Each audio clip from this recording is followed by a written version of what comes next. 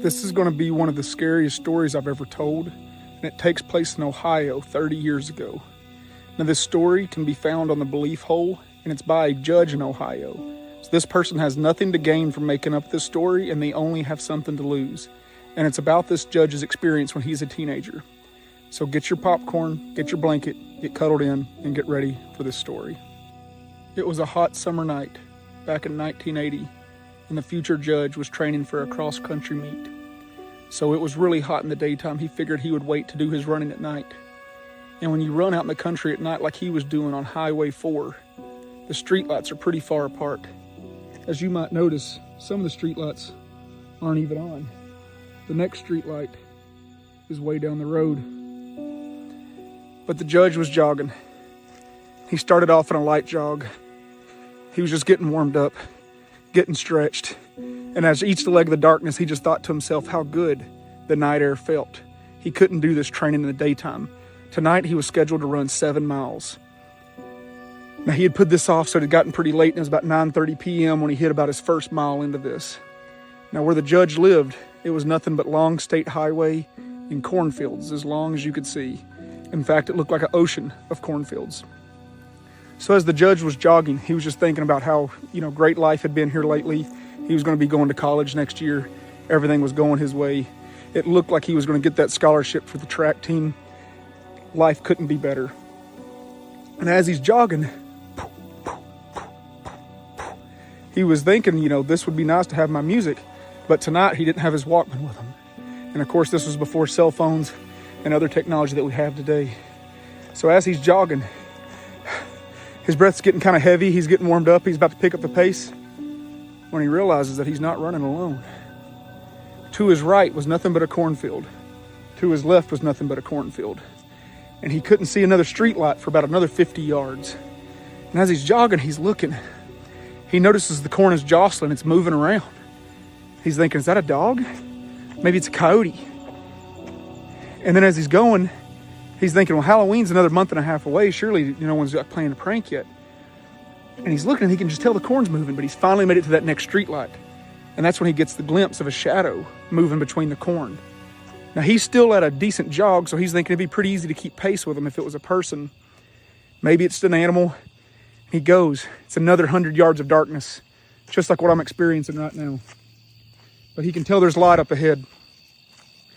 As he makes it to the next ring of light, he gets another good look at this thing, and he sees that this shadow is a big, hulking shadow. And he realizes, oh my gosh, this is a person. At worst case scenario, this is a bear. He's ruled out dogs, coyotes, wolves. There's not even wolves in that area, but the thought crosses his mind. This is a person or a bear running next to me. And to his right, it's only like 20, maybe 15 yards away. It's only about 3 rows into the corn on the other side of the highway.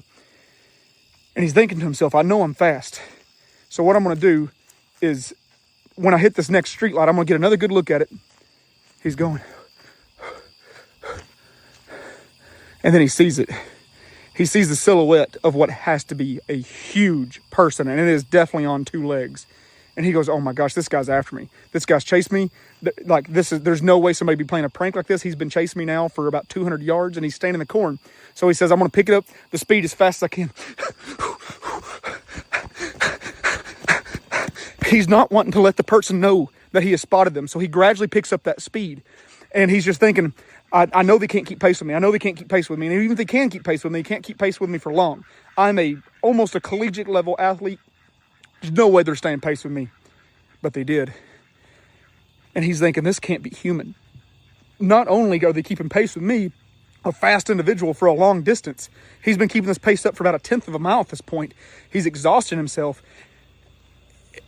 The person or thing is running in corn on uneven terrain and still being able to keep pace with him. That's why he knows at this point, this has to be something supernatural. This can't be a person anymore, right? There's no way. So this continues because there's nowhere to go. What are you going to do? Turn around and go back home? You're more than a mile away from home at this point, about 2 miles in, actually. There's only corn on the left, corn on the right. He knows my buddy's house is about 1/10 of a mile away up there. Worst case scenario, if they're not home, because it was a Friday night after all, if they're not home, I'll climb into his tree. When we were kids, we used to play in that tree house all the time. I'll climb this tree. I hadn't been there in a few years, but I'll do it. That's where I'm going to climb this tree up. And he knows this is the next house. There's no other houses before his friend's house. So He's looking over. He's looking over. He's looking over. He's wanting to be conspicuous because he doesn't want the person or thing to know that he knows it's there. Because once he notices that it notices him, it might just go ahead and give up the facade and get him. So he's wanting to get to safety first. So what does he do? He makes it to the friend's house. And he's looking. There's no lights. Oh gosh, he can see it coming up. There's no lights on it. And he decides once he gets level with this tree, he's going to just scale this tree. Right when he gets level with the tree, he realizes there's been a huge brush pile by the road. They had just recently trimmed the trees, and he could not believe his luck. There's not even limbs for him to grab onto to climb, and he just panics. At this point, even though he's hot from running, his blood just runs cold. He's pale as a ghost. He knows the next option is about another 1/10 of a mile away. It's the next house, and it's his other friend's house, and he tells himself that at my next friend's house, I don't care if I have to jump through the window. I'm going through the glass. I'm getting in that house. He's running. He's running. He's running.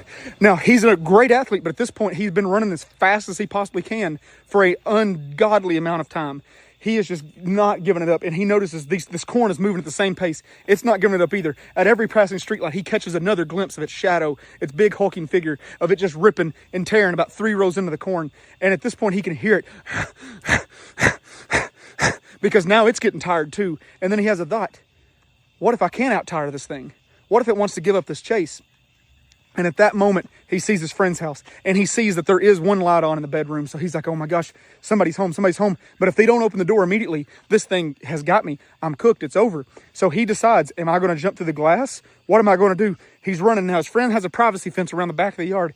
Right before he gets to his friend's house, a semi-truck comes up over the hill, and he goes, oh my God, I'm going to jump in front of this semi-truck and just wave it down. I've not passed any cars this whole time. I'm just going to jump in front of the road, and it's going to stop. I don't care if it hits me. Something's got to save me from what this thing is coming at me. He jumps in front of the semi-truck, and as he jumps in front of the semi-truck, he hears the corn break. Psh, he looks over. It is broke out of the corn, and now he has seen only what could be described as a true nightmare. Now, the judge said this was not a werewolf. It was not a Bigfoot. It was what he describes looking like Anubis, the god of death over there for Egypt. It had this big hulking body, but not a barrel-chested like a man. It had a big rounded chest, kind of like a Doberman Pinscher has. And it had this really sleek back hair, and it had a really long snout. And he said you could see teeth hanging out of each side of it. And it was like, but the semi-truck light is casting all on it, and it's casting on him. The semi-truck does not even begin to slow down. So he goes, oh my God, it's going to run me over. So he jumps to the left of it. The semi-truck is now between him and it, and he knows it's right on the road. And he has looked for years for the semi-truck driver to see if he also saw it, but he's never been able to find the man. As soon as the semi-truck goes to pass him, he just takes off running. His friend's house is right behind him. And he knows if I go knock on this door and he doesn't open it immediately, or if the door's not unlocked, I'm done. So he jumps the fence. He climbs over the fence, and as he climbs over the fence, he sees his friend's pool in the backyard, and he just makes a split decision to head first dive into this pool. And as he dives into the pool, it's almost like his body's about to shut down on him all at once. And he stays under the pool, like at the bottom of it, for what he said felt like 5 minutes. But he goes, I know it was probably just 10 to 20 seconds. And I'm already exhausted. I already can't breathe. So I come up. I was just waiting on this thing to look at me over the pool and just yank me out of the water. And he comes up and he looks around the backyard.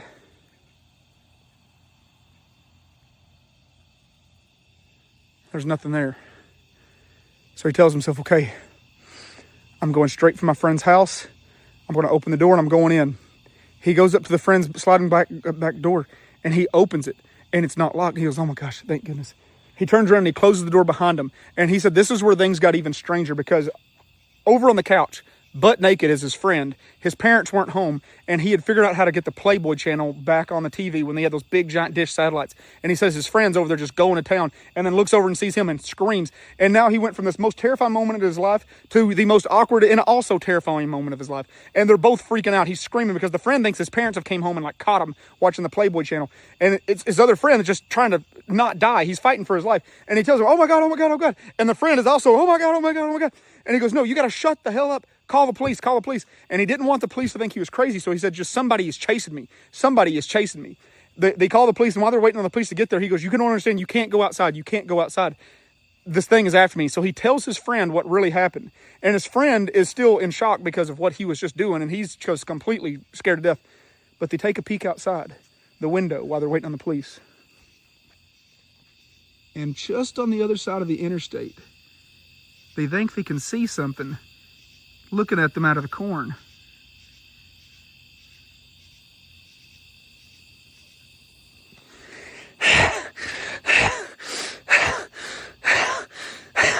This thing was standing on the other side of the highway still, and this time it had kind of hidden itself in the front row of the corn, but it was still peeking out of him, and he said he could see its chest. And its chest was still heaving with exhaustion. And then it sees that he is looking at it through the blind, and then it steps out of the corn so he can see it head to toe, like, look at me, I am real, you did see what you saw. So him and his friends see this thing, and they're both just terrified, not knowing, what do you even do? And then it steps back into the corn and it walks away. The police got there. They were told it was a person that chased him, and they searched. They looked for footprints in the corn. They looked for broken corn. They couldn't find anything, but he was from a well-to-do rich family. They did believe him, supposedly. But they were told it was a person that chased him. They looked and looked, and this was back before security cameras or Ring doorbells, and they could not find any proof or evidence that anybody had actually chased him. So they had to drop it. For the next 7 years, the judge refused to be outside at night because he said in his brain, at the back of his mind, he feels like this thing has got his scent, and that if he ever tries to go outside at night again, it's going to stalk him and just chase him and follow him. And that's a very important detail, because if you guys are big fans of Dogman, it's not a werewolf. Dogman, which is what he firmly believes it was, is what's known as a fear eater. Every Dogman story you hear, the Dogman always chases the person. It chases them, it harasses them, it scares them, but it never quite catches them. It's like it just wants to feed off that energy and that fear. And that brings us back to an important detail, because I believe they tell us the truth in pop culture. And when you watch Monsters, Inc., what do the monsters do, right? They don't want to eat the kids. They want to scare the kids. It's like they're getting power, getting fuel, getting fear off of that. And if you believe in the Bible and other different, things that talk about demons and stuff, it talks about how they feed off of fear. They feed off of that terror, that worry, that anxiety. And he believes that's exactly what this Dogman was and is. For 7 years, his life was changed. He said if he was out in town somewhere and it started to get dark, he was making sure that he was home. It really took a toll on his dating life and his whole personal history. Like, it just really changed his life for a long time. And then he said he just finally one day was over that fear, and he just wanted to live his life like normal, and he's never had an encounter like that again. But in that area of Ohio on State Highway 4, the Dogman has been reported there more than any other place in the whole United States. For about the past 30 years, since the early 1980s, the late 1970s, there has been depictions of Dogman and werewolf, and no one truly knows why, with one exception. There's a lot of Indian burial grounds in Ohio, if you didn't know. Actually, one of the biggest Indian burial grounds in the whole United States is there. And they used to do a weird thing at those Indian burial grounds, if you didn't notice this. Have you ever heard of the black dog? They would bury dogs first, anytime they were going to bury a massive amount of their dead somewhere. And the dog, whatever was buried there first, was going to be the guardian. So they'd bury this dog there to protect that area. So maybe it's just chasing people away from that area. And maybe that cornfield had a burial ground in it somewhere, and it was just telling him, like, hey, don't be there. Because this was the first time he had ran at night, and it would be the last time he ran at night. I hope you enjoyed tonight's story. If you did, go follow the page. It's called Matt from Nomads on Spotify and Apple Podcasts. That's our podcast version of this. And you can also follow us on Facebook and TikTok. I prefer you watch me on Facebook if you can. It's called Nomads Animal Encounter. And then on YouTube and Instagram, we are Nomads Animal Reserve. Thank you so much for being here tonight. Sweet dreams. Something paranormal happened to this Mex worker. Also, these are my earrings that you can't even see because my earlobes are all wangas.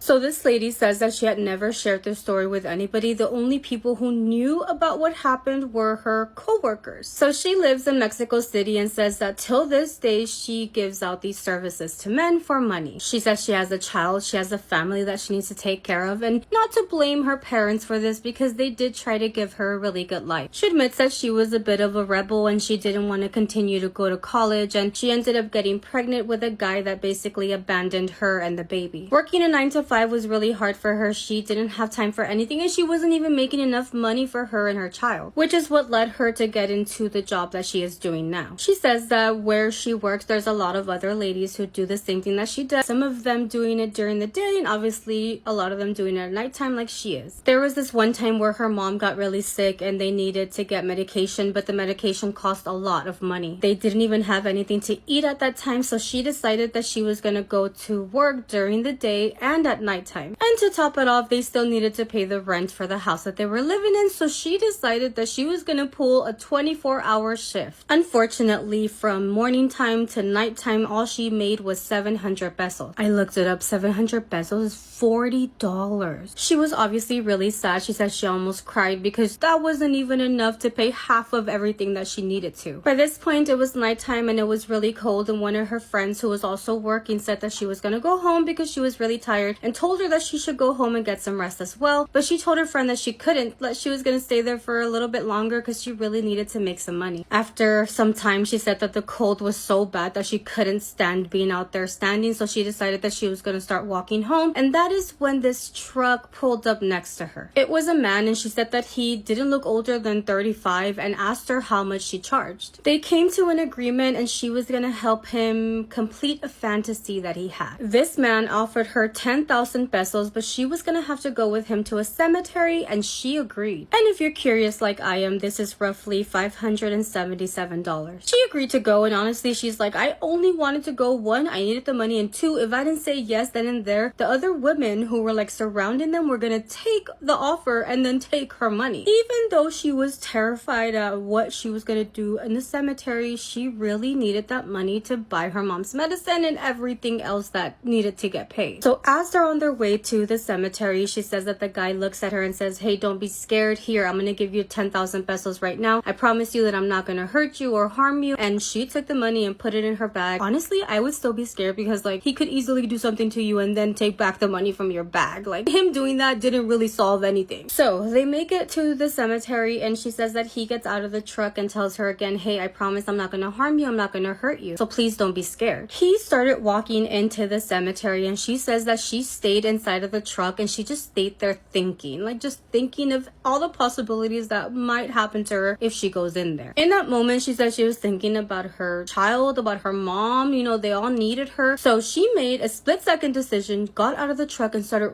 running away from there. She knows that what she did was wrong, but she didn't want him to take the money back from her. She ran as fast as she could to like this corner like neighborhood, and that is when she saw a whole bunch of ambulance and like police officers. She decided to hide in between all the people that were out there looking at the scene, and that is when she sees that there is a man on the ground and a vehicle just like upside down. When she gets closer and looks at the man that is on the ground, obviously not alive anymore, she realizes that is the same man that had offered her those 10,000 pesos. She honestly could not believe it. She looked at the vehicle. It was the same truck that she was in. She stayed in shock, and she thought to herself, maybe he was trying to chase me down and I caused this accident. She ends up asking one of the police officers that was there, how long ago did this accident happen? Like what happened? The police officer tells her that he had been there for roughly about an hour, but that nobody had reported this accident until the police actually was passing by and they discovered the scene. Now she was more in shock because she had just left the cemetery like minutes, you know, seconds, and the officer is telling her that he had been there for roughly about an hour. She thought she was dreaming. She couldn't understand what was happening, and honestly she started walking away crying at this point because she has no idea what just happened. By this point she remembers that this guy had given her money, so she opens up her bag and there is money inside of her purse. Those 10,000 pesos were still in her bag. So she is like money in the bag, crying, walking. She ends up going back to where she was working at, and she sees the ladies that were there when that truck picked her up. She walks up to them and she says, hey, you guys saw me get into the truck, right? Like you were here when this happened. Being that they saw her crying, they completely ignored her question and they were like, are you okay? What did he do to you? Did he do something to you? Like what happened? She ends up showing the money to these ladies and said, he gave me this money, but I need to show you something driving, because at this point it wasn't that far of a distance where this guy had crashed and ended up passing away. She takes all of them with her to that scene. She explains how they were in more shock than she was. Like, they were like, what the fuck do you mean he's been gone for an hour? And the thing is that they took care of each other there. Like, the women would sometimes write down the license plates when they took one of their friends, so that if anything happened, they knew who took, you know, one of the girls. One of those girls had written down this man's truck's license plate. She pulls out that little notebook. They are all like looking at it, looking at the digits, looking at the truck that is literally upside down, and it is the same license plate's number that they had written down. She never found out what happened with the guy in the accident, but at the very least she knows that she didn't cause it because he had been dead for an hour. She cannot explain what happened, and also it wasn't just like she saw him. It was all of the other girls that were there that night that clearly saw him, wrote down his license plate, matches the plates where the car was upside down. She also had the money. She still had the money. She used that money because her family needed it. I have a theory, but this is just my opinion. I feel like maybe he did pass, and maybe her like desperateness like called to him, and he did like at least one good deed.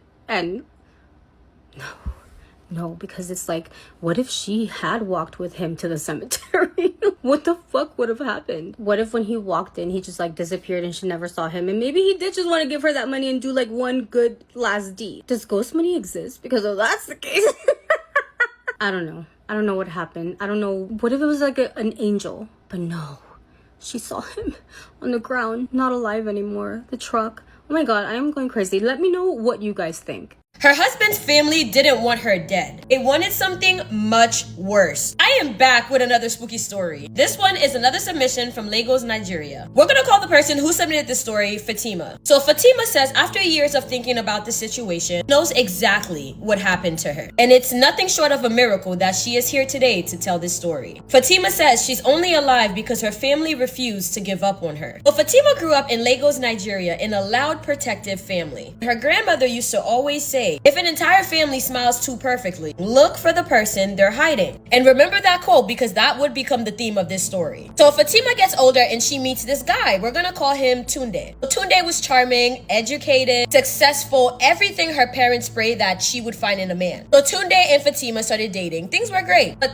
there was only one problem. Tunde's family hated Fatima. His mother never looked at her directly in the eye. His sisters would suddenly stop talking whenever she enters the room. Every visit to their compound felt like she was interrupting something. So Tunde and Fatima continued dating, and they were dating for a while before he proposed. So fast forward to the afternoon of their wedding, Fatima's father pulled her aside and said to her, I don't trust that family. Fatima asks her father why. And her father tells her sometimes your spirit notices danger before your eyes do, and told her don't go through with this. But Fatima just thought that her father was just being dramatic. Fatima married Tunde anyway. So the first few months of her marriage, Fatima says were wonderful. Then his mother insisted that they moved into the family compound until they built their own house. And that was the beginning. Every morning, Tunde's mother bought Fatima a herbal tea. Fatima just remembering it tasting bitter. This mother-in-law refused anybody else to prepare Fatima's meals. And she always sat there to watch Fatima eat her plate to its entirety. About 2 weeks of Fatima living there, Fatima stopped feeling like herself. She says her body became very heavy. Her thoughts felt slow. Sometimes she would stare at a wall for hours without realizing. She would hear people talking around her. However, Fatima could not answer. Fatima was in this weird zombie-like state. Fatima describes it as being trapped inside of her own body. It just seemed like Fatima was slowly but surely losing it. So around the time that this was happening to Fatima, Tunde acted devastated. He cried in front of everyone, held her hand, and told everyone that he was praying for her. And they only told her family that she was a little sick, never actually went into detail of what was happening to her. At night, she would hear Tunde whisper things into her ears. He would whisper things like, just stay asleep.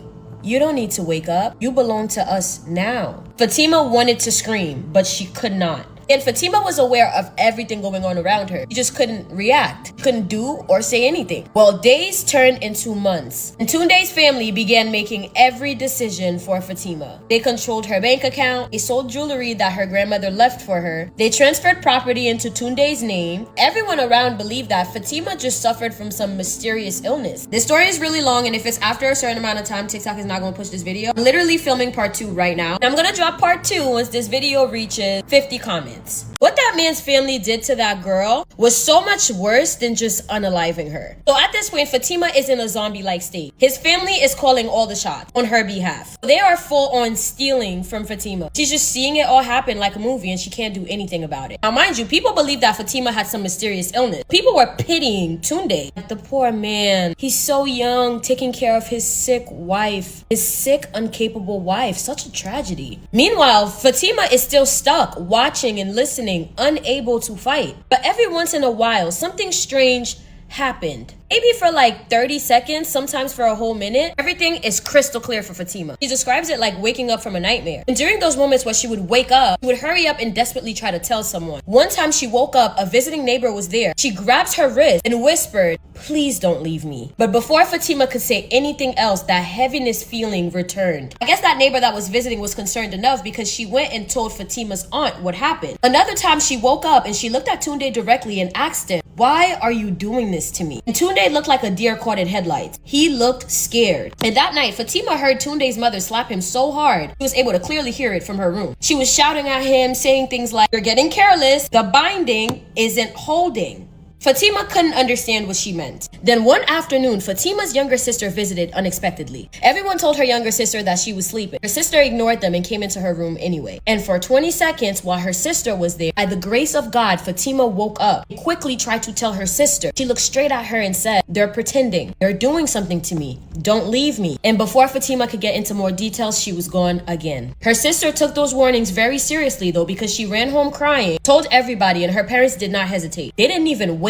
Well, Fatima's grandmother caught word of this. Now, Fatima's grandmother used to do work for other women in the village. She was pretty powerful. After explaining it to the grandma, she immediately understood what was going on. The grandma said they never wanted to kill her. They just wanted her obedient. For 3 days, her family was secretly preparing. And on the morning, they arrived at the compound before sunrise. Her father demanded to see her. His entire family refused. Then her grandmother walked through the front gate. And mind you, her grandmother was almost 80 at the time. She's this tiny lady, bent over. She looked at everybody and everybody went silent. Her grandmother had that aura about her. Her grandmother looked at Tunde's mother and said, "You should have left my granddaughter alone." They go into the room, they find Fatima. Her grandmother placed a small cloth bundle on the floor, closed her eyes, whispered this prayer, and ended it with, "Everything borrowed goes back." Nothing happened for about 5 seconds. Then every glass in the dining room shattered at the exact same time. That bitter taste that Fatima had stuck in her mouth suddenly vanished, and her chest hurt so bad she collapsed. Fatima was vomiting until there was literally nothing left. And her grandmother told her to keep repeating, "I'm here, I'm here, I'm here." Meanwhile, Tunde's mother began screaming out of nowhere. His sisters ran outside crying. The family altar that Tunde's family had just collapsed onto itself. Neighbors, everybody ran outside. Now, they were exposed to their neighbors. That one event exposed a better secret. Within days, relatives who had been too afraid to speak admitted strange things had happened in that house for years. There was a cousin who vanished after challenging that family. A woman who fled before her wedding without ever explaining why. While Fatima slowly recovered over the next year with the help of her immediate family. And the crazy thing is, Fatima had to relearn simple things like cooking, reading, cleaning, even trusting people again. Doctors called it an unexplained neurological illness. Tunde actually disappeared right after everything happened. His mother died not long afterward, and she died of a pretty mysterious death as well. Tunde's mother sleptwalked and set the house that she was sleeping in on fire. So the house burned with Tunde's mother and one of his sisters inside of it. Now, Fatima says she doesn't celebrate revenge, but she does believe that what goes around will come back around. Fatima says she will forever be grateful for her family. Her father never once said, "I told you so." Instead, he hugged her and said something that breaks her heart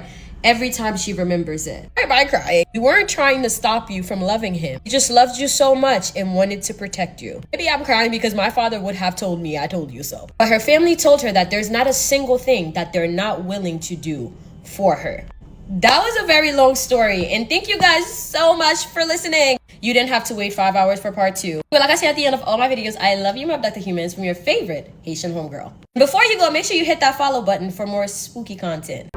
When Isla told her dad she was going swimming at Blue Wild Lake, he almost dropped his mug of tea. Not today. Morning news droned from the television behind him. Another young woman's photograph filled the screen. Blonde hair, green eyes, missing for 6 days. Police were searching for her boyfriend. He'd gone missing. Isla thought, it's always a man. Dad, I go there every day. I'm not going to stop just because some bloke's running around with a machete. Sweetheart. Something in his voice made her pause. Then he smiled and ruffled her hair. Just be careful, that's all. I'm going to drop you off and I'll wait nearby. An hour later, he dropped her off at the isolated lake. The forest surrounding Blue Wild Lake was silent, just how Isla liked it. She stared at the mist hanging over the water, saw the last of the bright blue dragonflies skimming the surface. Mist is never good. Pick you up at 9, her dad asked. Sure. He leaned out the window, and if you see anybody strange, get out of there immediately. I mean it. Then he drove away. The water was freezing, and Isla loved it. She swam further from the shore, letting the cold consume her, her arms powerfully moving through the water. She always came out at night. It was quiet and there was usually no one around. The lake became darker the deeper she moved, and she soon started to scare herself. She started thinking that something was lurking in the dark water below, so she moved closer to the edge of the lake. She swam amongst the reeds, and as she floated, she pressed her nose against the reeds and inhaled. She closed her eyes, feeling at one with nature. She opened them slowly and screamed. An eye looking directly at her. A girl's face, pale, motionless, hair waving like weeds, eyes open like she was watching her. Isla's scream exploded into the bubbles. The severed head moved closer to her. I'd hate to find just a head. She kicked to get away from the horror, but as she moved back, the severed head moved closer to her. Isla reached the shore in a panic, and the head washed onto the rocks behind her. For several seconds, she stared. Then the head's mouth opened. Isla woke an hour later. Boo! Said the head. Isla screamed again. Please stop doing that, said the head. I've been murdered. You're making this really difficult. Listen, I don't have time for you to have a mental breakdown. I'm literally a severed head. You're okay, hon. Felt like she was going to have a panic attack. Oh, my name's Emily. I got murdered at the end. I need you to help me. Help you? Isla croaked. Emily rolled her eyes, and it was a really unsettling sight on a detached head. Yes, help me. I need you to find who killed me. No, absolutely not. I'm calling the police. Great, do that. Then tell them that you're talking to a head who asked you for a favour. See how long it takes them to lock you up in the loony house. Like I said, I don't have time for it. I need you to help me and try and find the man who killed me and then threw away my bodacious body so that I can shimmy on over to the afterlife. The weather looks like it's going to be good tomorrow, which means this head will decompose faster than you can say melting eyeballs, so we need to move. Isla packed Emily's head into a swimming bag, made her way back to her dad's car for him to take her home. As Isla walked up to the car, she saw anxiety in her dad's face, and it softened when he laid eyes on her. She opened the car door. Oh, sweetheart, thank goodness. I was so worried about you. Promise me you won't go swimming alone again unless they've caught that maniac. Isla felt bad for her dad. He looked petrified. I promise. Isla and her dad chatted on and off all the way home, but Isla couldn't focus on what he was saying. She felt the warm weight of Emily's head from within her backpack, resting on her lap. That night, Isla locked her bedroom door and balanced Emily's head on a desk, on some textbooks. This is humiliating, Emily muttered. I used to have shoulders. Emily sighed. I was at Blue Wild Lake with my boyfriend, Jake. We argued. I walked off. Somebody hit me from behind. That's all I remember. And you didn't see who it was? No. Helpful. A floorboard creaked outside Isla's room. Both of them froze. Then footsteps moved away. Emily lowered her voice. Your dad? Probably. He gives me weird vibes. Oh my God. What? He was always at the lake. What are you talking about? The night I died, I remember seeing an older man watching from the trees. Isla stopped pacing and Emily continued. Brown cardigan, grey car. The exact clothes her father had worn that morning. And he drives a grey car! I'm just saying, no, it can't be. But even as she said it, she remembered his panic. The way he'd nearly dropped his tea, the way he'd insisted on driving her, the way he'd waited nearby, as if he couldn't bear losing sight of her. Over the next 2 days, Isla and Emily investigated. The evidence kept piling up against Isla's father. A witness remembered seeing a grey car near Blue Wild Lake on the night that Emily disappeared. A petrol station camera caught the same car driving through the area after midnight. Then Isla found something hidden in the garage. A box. Photographs of missing women inside it, newspaper clippings, maps, notes. Emily stared at the collection. Well, I think your dad might be a serial killer, Emily said. The next morning, Isla woke with a start. She was panting and sweating, her head swiveled to the side of the bed where she'd left Emily, and nothing. There was nothing there. She turned her room upside down looking for that head, and she couldn't find it anywhere. She allowed herself to relax, and a shaky smile formed on her lips. It was a dream, she thought. Just a terrible, awful dream. She got back into bed, switched on the TV and saw her father's face all over the screen. Murderer found and arrested in the middle of the night. Isla's face froze. At 3 a.m. this morning, an older gentleman was apprehended at Blue Wild Lake, the news reporter stated. It appeared the man in question was digging a hole in which to bury the body of missing girl Emily Softbottom. Her head is still missing at this stage. Isla was about to have a panic attack. She couldn't. Bang! Something had smacked hard into a bedroom window. A bird, maybe? Isla rushed to the window, flung it open and saw Emily's head on a windowsill. I just wanted to come and say thank you before I go and find my body. Turns out you being a total moron and wanting to swim on your own in a lake really helped. Your dad was scared you'd go back and find the body, so he went to try and bury me last night while you were sleeping, and that's when the police found him. So now I can go and be reunited with my gorgeous body. I hope my belly bar's still intact. Isla didn't have a chance to respond before the head lifted from the windowsill and flapped away, bits of neck used as wings. The end.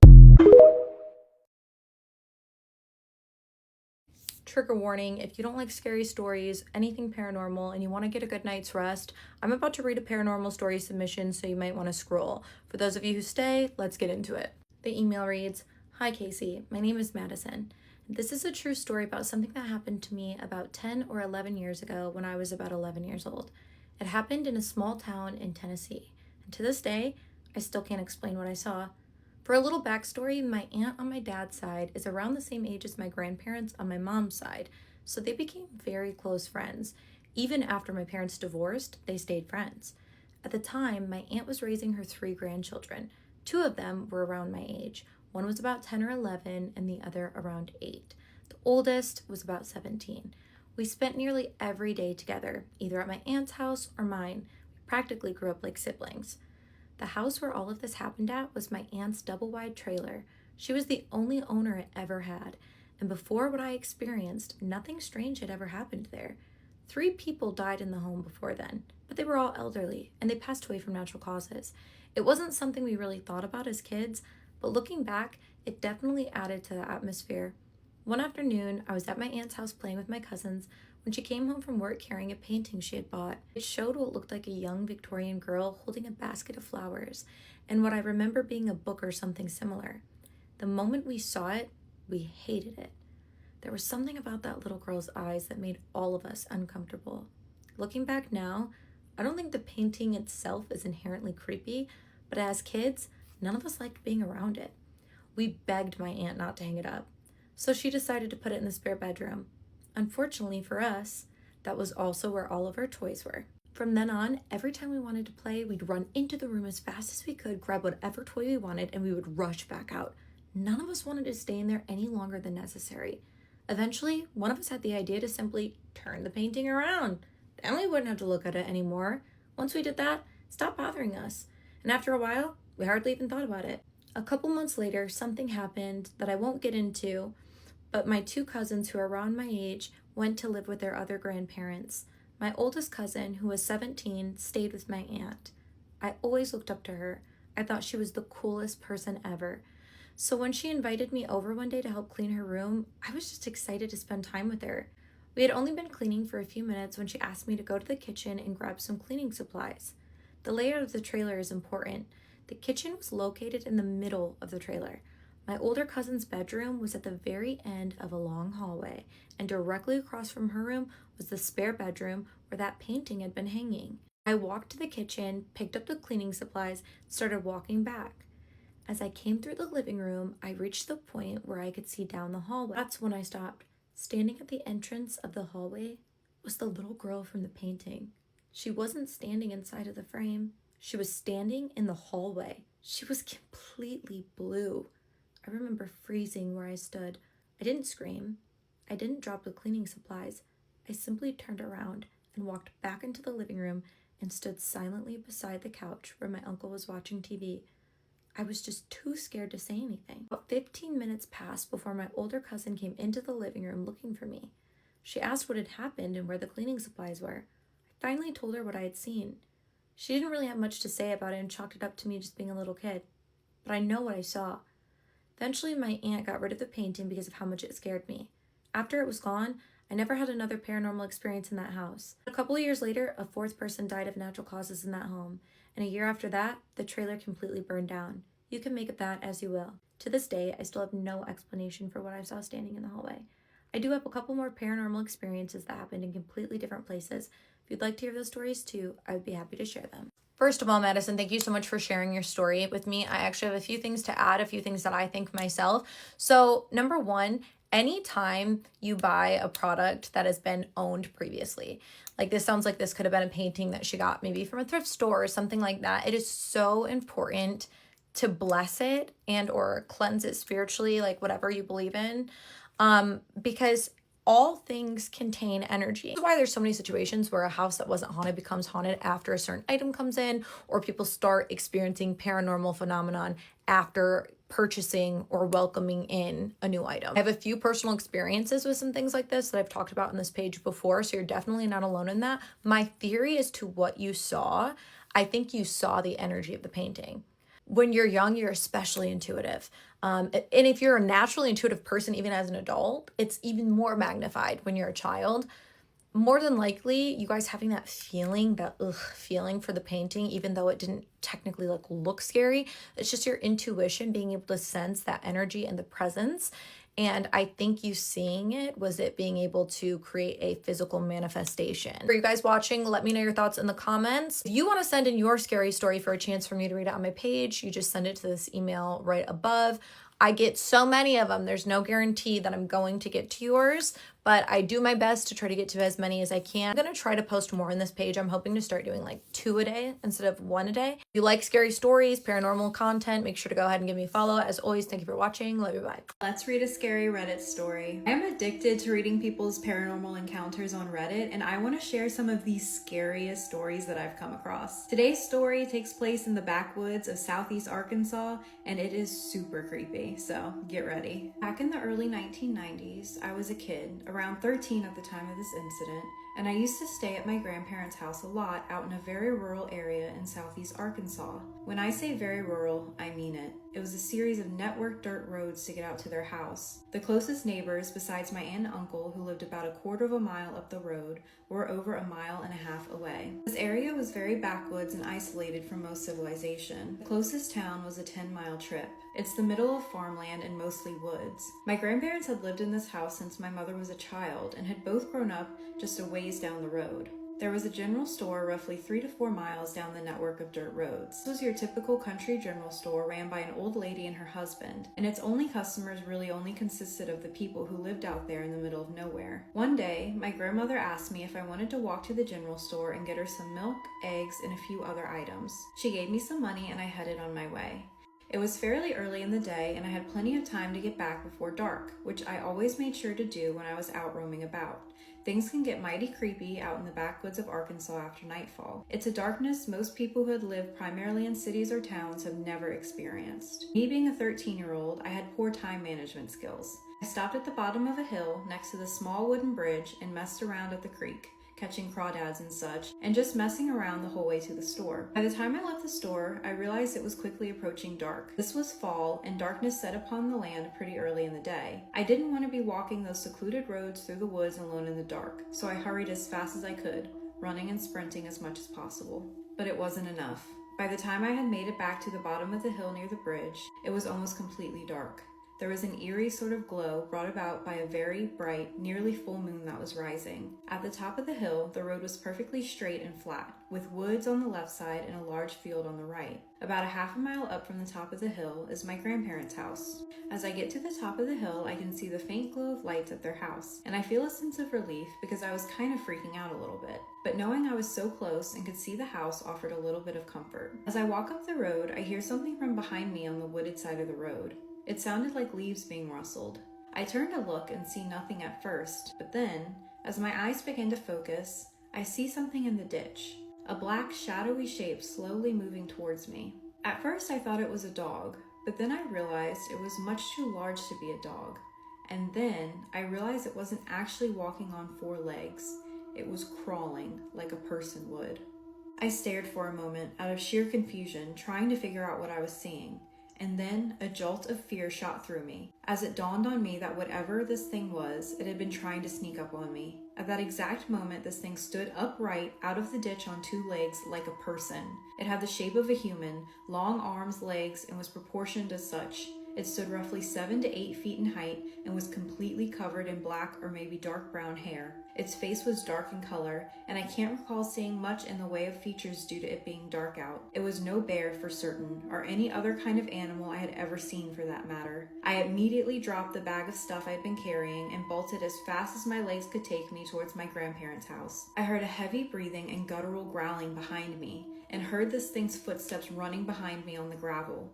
I did not turn around and was certain that it would grab me at any moment. I then heard it crash off into the woods and let out an earth-shattering and ungodly scream, unlike anything I had ever heard before or since. I am positive this thing could have easily caught me had it wanted to, but for some reason it let me go. By the time I reached my grandparents, my heart felt as if it would explode. I flew into the house and I tried to explain to my grandparents what had happened. My grandmother didn't really seem to believe me, but did believe something had scared me, but she acted rather weird about the whole thing. She tried to convince me it was just a dog or some other animal. The next morning, I woke up and found my grandpa sitting outside, whittling wood underneath the shade tree in the front yard, as he often liked to do. I went and sat down beside him in one of the old metal lawn chairs. He was a very rational man, down to earth, and had grown up and hunted in that area his entire life. He knew every square inch of it mapped into his mind. He knew every type of critter and creature that lived in those woods, what noise they made, where to find them, and how to catch them. I had only been hunting with him for a couple of years, but had been going out into these woods with him since a pretty young age on walks and such. He had passed a lot of his knowledge down to me during those adventures. I spoke to him about what happened to me the night before and told him that I knew what I saw. It wasn't my overactive imagination, I wasn't making it up, and it definitely was not a dog. He knew that I wasn't just some dumb 13-year-old kid, and he knew that I knew the things he taught me. He stopped whittling, looked at me right in the eyes, and said, "I know what you saw. I've seen it before too. There's things out in these woods that people don't understand and that a person should not go fooling around with." My grandpa then went on to tell me that far back in the woods there are some cliffs, and at the bottom of those cliffs is a cave. He told me that the cave is where the creature lived. He had once stumbled upon it a long time ago when he was hunting. He said he was standing on the top of the cliff looking at the caves when a creature, fitting the same description, emerged and began screaming wildly at him and throwing rocks. He said he took a shot at it and missed, and then this thing began chasing him. But my grandpa was on top of the cliff, so in order to get to him, this thing had to go around a pretty good distance and then up, which he said it quickly began to do, so he hightailed it out of there in a hurry. He said the whole way back home felt as if he were being watched and kept hearing twigs snap behind him. He was certain that it was following him, stalking him. He made it home as he reached his front porch, and he turned around to look into the woods where he came from and saw it peeking out at him from behind a tree. Later that night, he said that he and my grandmother awoke in the early morning hours to large rocks being thrown at the house and an ungodly howling noise from outside. This thing was trying to get into the house. He said he could hear it walking around on the front porch, rattling the doorknobs, banging the windows, and it sounded like it was muttering to itself in a low, deep, garbled voice. But it didn't sound like a language, just a bunch of gibberish. After a while, the thing went back to throwing some more rocks and howling, so my grandpa grabbed his shotgun and fired it out the front door a few times into the darkness. He heard it run back into the woods, but didn't know if he'd hit it or not. He said that was the last he'd ever seen or heard from it, but over the years, an occasional farmer's cow would be mutilated, or someone's hunting dog would go unexplainably missing, or someone would have a story about some strange creature they'd seen. He also said it scared my grandmother beyond words, and she absolutely refuses to ever talk about it or even acknowledge that it happened, which explains her acting weird about it when I told her what happened to me. I know it's a pretty far-fetched story, and you can believe it or not, it makes no difference to me. I know what I saw, and my grandpa knew what he saw, and neither of us had ever felt the need to convince anyone else of it. In fact, until today, I had never actually spoke of it to anyone other than my grandpa, and he passed away roughly 10 years ago. I personally feel like this could have been like a Bigfoot type of creature, or maybe like a feral woodman or something like that, but I don't know. What do you think this person saw in the backwoods of Arkansas? Let's talk about a scary story submission titled The Woman in White. The person who sent me this email did not specify whether or not they wanted to remain anonymous, so I'm going to just call her Jamie for the sake of this video. So Jamie starts off this whole email by saying that when she moved to Missouri, her and her mom and her two siblings were moved into a women's housing division. The house was rumored to be haunted and was actually just built down the road from the prison that was in this town. It was a white house that was built in the early 1900s that had 2 stories. Jamie says that she doesn't remember exactly when the house was built, however, it had that unmistakable old-timey home feel. Now, in this home, there were a couple of rules because it was a housing division. Rules of the house were bedtime was at 10 p.m., no children in the kitchen or basement, and quiet hours were from 8 a.m. to 8 p.m. The room that Jamie and her family had originally stayed in was a single room with 3 beds in it. Me and her younger brother shared one bed, her other 2 siblings shared the second, and her mother slept in the third. Nothing crazy happened into this room, but at the end of the hallway, there was a room that a family moved out of that she just got this weird feeling about. Shortly after that family moved out, they moved into that room. Jamie says that this room had such a weird feeling, but it was only on the right side of the room. She said something about the right side of the room like made her skin crawl, so she would purposely lay on her left side of her twin bed and away from that side of the room. It's important to note that the first few nights in this room, like nothing happened. Everything was normal until one night she just couldn't sleep. Mind you, these bed frames are entirely metal on wood flooring. Jamie says that it wasn't like a tossing and turning unable to sleep. This was an unsettling, there is something wrong and I just don't know what it is. Kind of, I can't sleep. As Jamie's laying in this bed with this unsettling feeling growing in her chest, she starts to hear tapping from inside of the room. Immediately freezes up. First, Jamie just thought it was rain hitting the window, till she feels a full hand wrap around her ankle and pull her towards the foot of the bed. She immediately puts her hand over her mouth and tucks her knees up towards her body, throws the blankets over her head.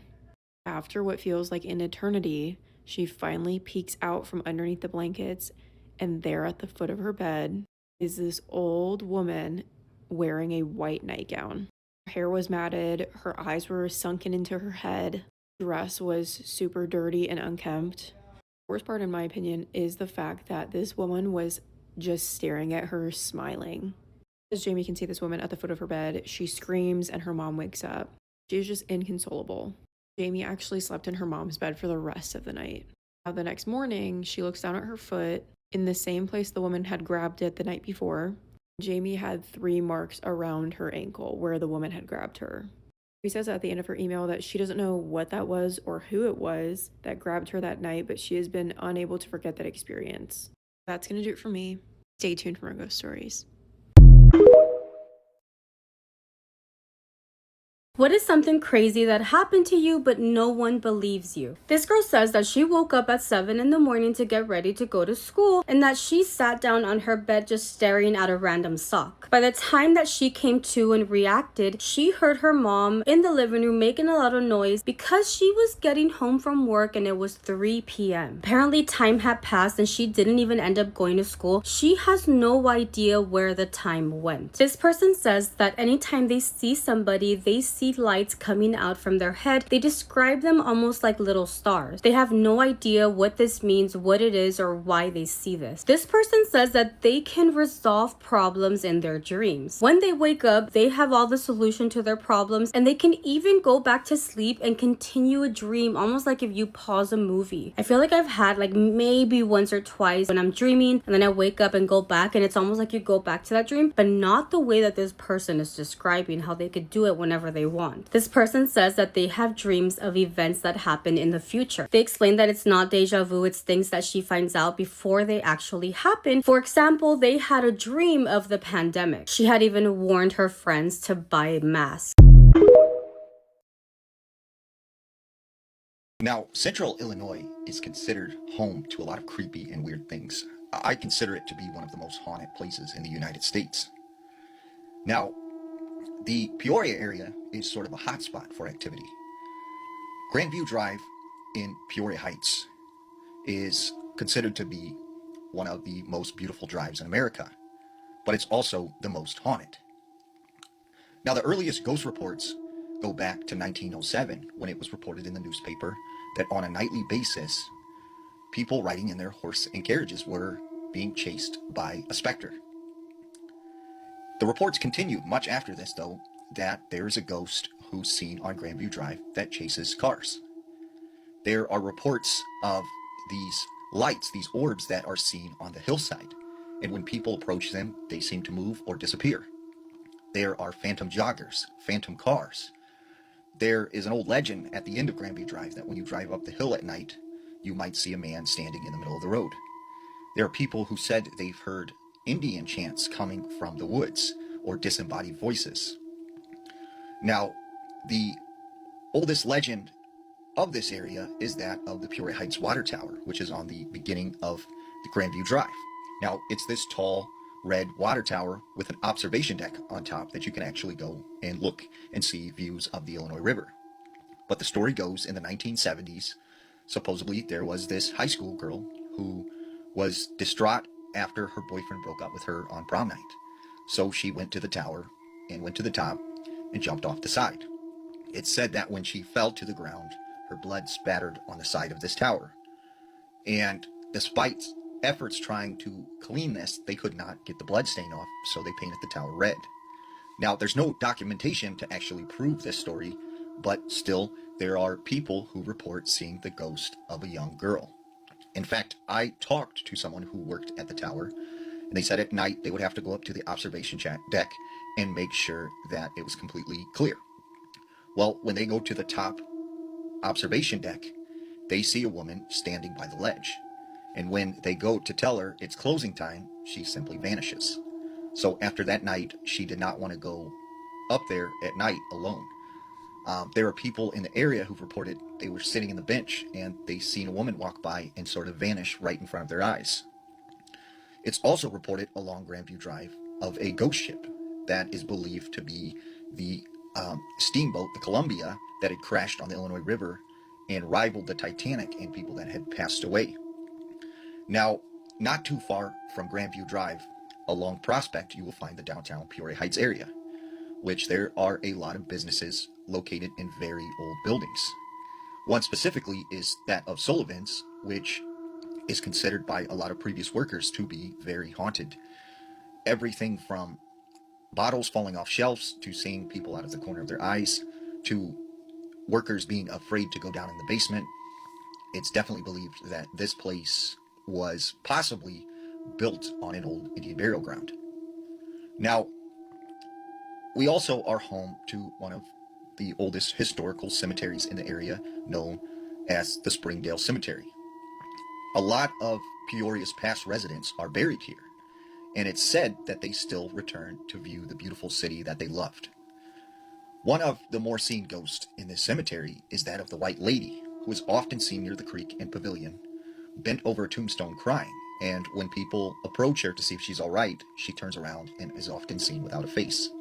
She's also said to be seen running along the hills and the rows of tombstones, gallantly strolling through the cemetery. There have been several reports of people seeing dogs that they follow into an area that is the old pet cemetery. There are reports of this black car that's seen late at night driving around when the cemetery gates were locked, and this is known as the Phantom Car. There is a mausoleum that a lot of kids believed if you went there at midnight and you knocked on it, something would not knock back. There are also reports of a pond that is seen in the middle of the cemetery, except no pond exists. However, in the 1930s and 1940s, there was a pond in this exact location, but people have reported swimming in this pond and fishing and, having leisurely activities at night, only to discover there was no pond in the cemetery. But probably the scariest of all the ghosts in Springdale Cemetery is that of the caretaker's ghost, which is said to be seen in the back of the cemetery and chase young teenagers attempting to visit the cemetery at night. Some of the other haunted locations in Peoria are that of Emack and Bolio's, which is downtown. Apparently, the old owner who had fell down the stairs one day and passed away is seen in and around this building and often seen late at night. There is another legend known as California Road in Pekin, and many stories and legends have spawned out of this area, but supposedly if you're driving down this road at night, you will see a young woman walking on the road. If you give her a ride, she will vanish, or sometimes she vanishes right in front of your own eyes. The other areas in Peoria that tend to be most haunted is there is an old cabin that is said to be by the river, and a lot of teenagers would sneak there at night and go along these trails. And it is documented that someone had taken their life there and was found by some young teenagers. But people say when you go there, still to this day, you can hear screams, knocking sounds, and people have even been reported being chased by a guy out of the cabin. Now, the Bartonville Insane Asylum, which at one time was this huge facility along Pfeiffer Road. Well, the oldest story is that of a bookbinder who was actually a patient at the Bartonville Insane Asylum, and he was given the responsibility of burying the patients who had passed away. And it said on his funeral, there were all of these people in attendance, and they had witnessed him standing next to a tree, crying as he often did when he would bury the other patients. And even Dr. Zeller himself wrote that he witnessed this along with hundreds of other people. And still to this day, people say you can see the ghost of old bookbinder hanging out near the elm tree next to where he's buried. There are many stories that come out of the old insane asylum itself, where people would say they would see nurses walking the hallways. They would hear screams. There was a teddy bear supposedly on the 4th or 5th floor that would move by itself, that no one knew where it came from. But definitely going there at night, you would get a feeling of dread or a sensation that you were being watched. Peoria is also home to many UFO sightings, especially along Grandview Drive and the Illinois River. Most famously, there was a young son and his dad who were driving in their truck one night, just a little bit outside of Peoria, when they seen this bright light in the sky, and they noticed it was following their truck. Well, the next thing they knew, they were near the Quad Cities, and they were going in the wrong direction, and they had no idea how they had got to this point in time. And it was one of the well-known documented reports of alien abduction back in the 1980s. So what do you think? Do you have a ghost story about Central Illinois that you'd like to tell? Want to get creeped out? Let's talk about ectoplasm. Literally love ectoplasm. What is ectoplasm? A paranormal substance that comes out of your mouth, your nose, your ears even, maybe your fingertips. And it was produced by psychic mediums during seances. It was this physical manifestation of a spirit. Strange rules surrounding ectoplasm were bright lights destroyed it, cameras using flash could damage it, touching it could injure both the spirit and the medium, and that it would dissolve back into the medium's body after the seance. So let's talk a little bit about the Hamilton House right here in Winnipeg, Manitoba, where I'm from. What's the Hamilton House? It's a house that was owned by a guy named T.G. Hamilton. He was born in 1873. He was a physician who specialized in internal medicine. He was one of Winnipeg's first doctors in the Elmwood area, and he became famous. He approached seances believing that they could be scientifically documented. He would photograph every seance and was trying to collect evidence of life after death. He really became interested in this because of the spiritualism movement, which was in the 1800s. Victorians were obsessed with death. They wanted to know everything they could. They wanted to contact the deceased in any way they could, and it was huge. But also, his son Arthur passed away in 1918 from influenza, and this really affected the family and strengthened their interest in communicating with the deceased. In the 1920s, Hamilton started to host regular seances where he would invite doctors, lawyers, ministers, scientists, really respected members of society, because he wanted credible witnesses present. Now, historians agree that Hamilton was actually very sincere about his belief in ectoplasm, his belief in spiritualism, and thought that he was truly conducting scientific research. And most skeptics, which I would say is most people who have eyeballs and can see that this is cheesecloth and some pictures, think that it was the mediums who were responsible for tricking Hamilton and all of these other people who believed in ectoplasm and producing this fraudulent phenomena. So investigators believe that ectoplasm was created by using cheesecloth, gauze, muslin, tissue paper, egg whites, soap, animal lungs, and photographs. I have a really crazy story of something that happened to me that has been theorized to be ectoplasm, though I don't think that's what it was. And maybe I'll tell you that story, even though I don't normally tell it because I sound fucking crazy. A follower named Elias had emailed me this story and asked me to not use his real name, so because he still restores these antiques for a living, I had to change it. Now, he told me he's never believed in ghosts, curses, or haunted objects ever in his life. And he says that if something looks creepy, there's usually a logical explanation for it. But after what happened with one mirror, he refuses to work on antique mirrors alone or ever again. Now, he restores furniture and antiques that people inherit from old estates, and most of what comes into his workshop is dusty, water damaged, or forgotten in attics for decades. Now, a few months ago, an elderly woman brought him an enormous Victorian mirror, and it stood almost 7 feet tall with a very heavy carved walnut frame. She looked nervous the entire time that she unloaded it, and before she left, she grabbed his arm and she said something that he laughed off at first, right? And she simply just told him, whatever you do, please restore the frame if you want, tighten it, repair it, but whatever you do, do not clean the glass. She only appears when it is polished. Elias smiled politely, assuming she was talking about some old family ghost story that was passed down, but the woman never smiled back. She was very serious, and she simply repeated herself one last time before driving away. And being a professional, he ignored the warning, right? He's like, no, okay, I don't have time for this. And he spent 2 days repairing the wood, filming the cracks, and carefully restoring the carved details. And finally, all that remained was the mirror itself. Years of grime covered the glass so heavy it barely reflected anything. He sprayed cleaner onto the surface and slowly began to wipe away what was decades of dirt. And with every pass of the cloth, the reflection became sharper. And at first, everything looked normal. His workbench, the shelves, his tools. Then he noticed a woman standing in the reflection behind him. She was kind of blurry off in the distance, but she wore what looked like a dark dress from another century. Her hands were folded neatly in front of her, and she wasn't looking at him. She was staring toward the workshop, the front door. And thinking someone had maybe walked inside without him hearing, Elias spun around quickly and there was nobody there.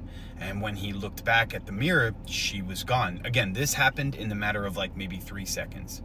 He convinced himself it was exhaustion. Maybe his brain had mistaken stains in the old glass for a person. I know there's something called for that when you see faces in objects, but whatever. So he finished polishing the mirror until it looked almost brand new. And that's when things got a little bit worse. Every time that he would walk past it, he'd catch someone standing behind him, but only like a reflection, like a glimpse of it. Never in real life. Sometimes the woman was getting closer, sometimes she was further away, sometimes she appeared only for a split second before disappearing the moment that he turned around. Now, he eventually decided to return the mirror a little bit earlier. He didn't want to admit it, but he was a little creeped out. And when the elderly customer opened the front door, she didn't even ask if the restoration was finished. All she did was look directly at the polished glass, and her face turned pale and very like she couldn't believe it. Then she quietly had asked him, "You cleaned it, didn't you?" And Elias admitted that he had cleaned it, and she closed her eyes for several seconds before saying, "She won't stay in the mirror now." Absolutely confused and a little freaked out, Elias asked what she meant by that. And the woman just simply told him that the mirror had belonged to her great-grandmother's family for generations. And according to the family's stories, a young woman had passed away in front of that mirror sometime in the mid to late 1800s. Nobody knew if the story was true, but every generation had followed one rule: never polish the glass, because every time someone did, people started seeing the woman outside of the mirror instead. And Elias laughed awkwardly, and he unloaded the mirror out of his truck, and he drove away. Later on that night, while locking up his workshop, he glanced into the dark window of his truck, and standing behind him was the same woman from the mirror. Only this time, she wasn't reflected in any antique glass anymore. She was outside of it. Let me know what you guys think in the comments, and if you have had any experiences like this with old antiques.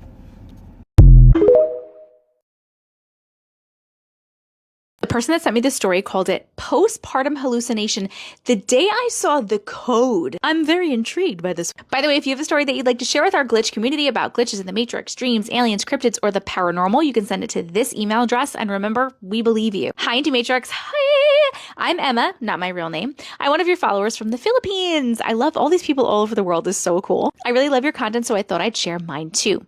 This story is based on my own experience. I'm trying to recall every detail as best I can, so please bear with me. If anyone has the same experience, please let me know. It was the third time I gave birth, 2023. The first 2 times I was exhausted too. Every mother is, but this was different. This was a kind of tired that didn't live in my muscles. It lived in my bones, in the spaces between my thoughts, in the static behind my eyes. By the time they wheeled me into that busy hospital ward, I was running on fumes. No, less than fumes. I was running on memory of air. The ward was chaos. Fluorescent lights that never turned off, babies crying in overlapping waves, nurses coming and going like shadows, and all around me, other mothers, exhausted, sweating, pale, beautiful, broken open women who had just done the impossible. We were all in it together, but we were all completely alone. I couldn't sleep. The noise wouldn't let me. What noise? My body, all the noise that you just talked about. So there was like some weird noise. My body was screaming for rest, but my brain refused to shut down. It was in that fog, that strange suspended state between waking and passing out, that I first noticed it. I was looking at one of the other moms across the aisle. Her hospital gown had slipped down, revealing her chest and shoulders, and on her skin, from her collarbone down, I saw symbols. Black, flowing, moving slowly like ink dropped in water. I blinked. They didn't go away. I looked at the nurse who came to check my vitals. Same thing. Symbols covered her arms and the skin visible above her uniform, but again, only from the clavicle down, not on her face and not on her neck, just on the vessel that held her life, her history, and her story. I looked at the newborns in their little bassinets. Their bodies were bare, smooth, and clean. Nothing. Only adults. Only the ones who had lived long enough to carry whatever this was. My first thought wasn't fear. It was curiosity. What if this is a code? What if these are their identities? Because the symbols weren't the same on everyone. Each person had their own pattern, their own arrangement. Some had more symbols, some had fewer. They were unique, like fingerprints, but written in something older than skin, etched onto the chest, the arms, and the torso. I looked down at my own body. There they were. Black symbols flowing gently across my forearms, my chest, my belly. I stared, and the more I focused, the more they moved. They switched and rearranged themselves like living tattoos, constantly shifting, never settling. Like Moana! Like Maui. And then I saw the numbers mixed with the letters. A2, but it was mirrored facing the wrong way. A4, also mirrored, like I was looking through a reflection. And a 7, but it was inverted and upside down.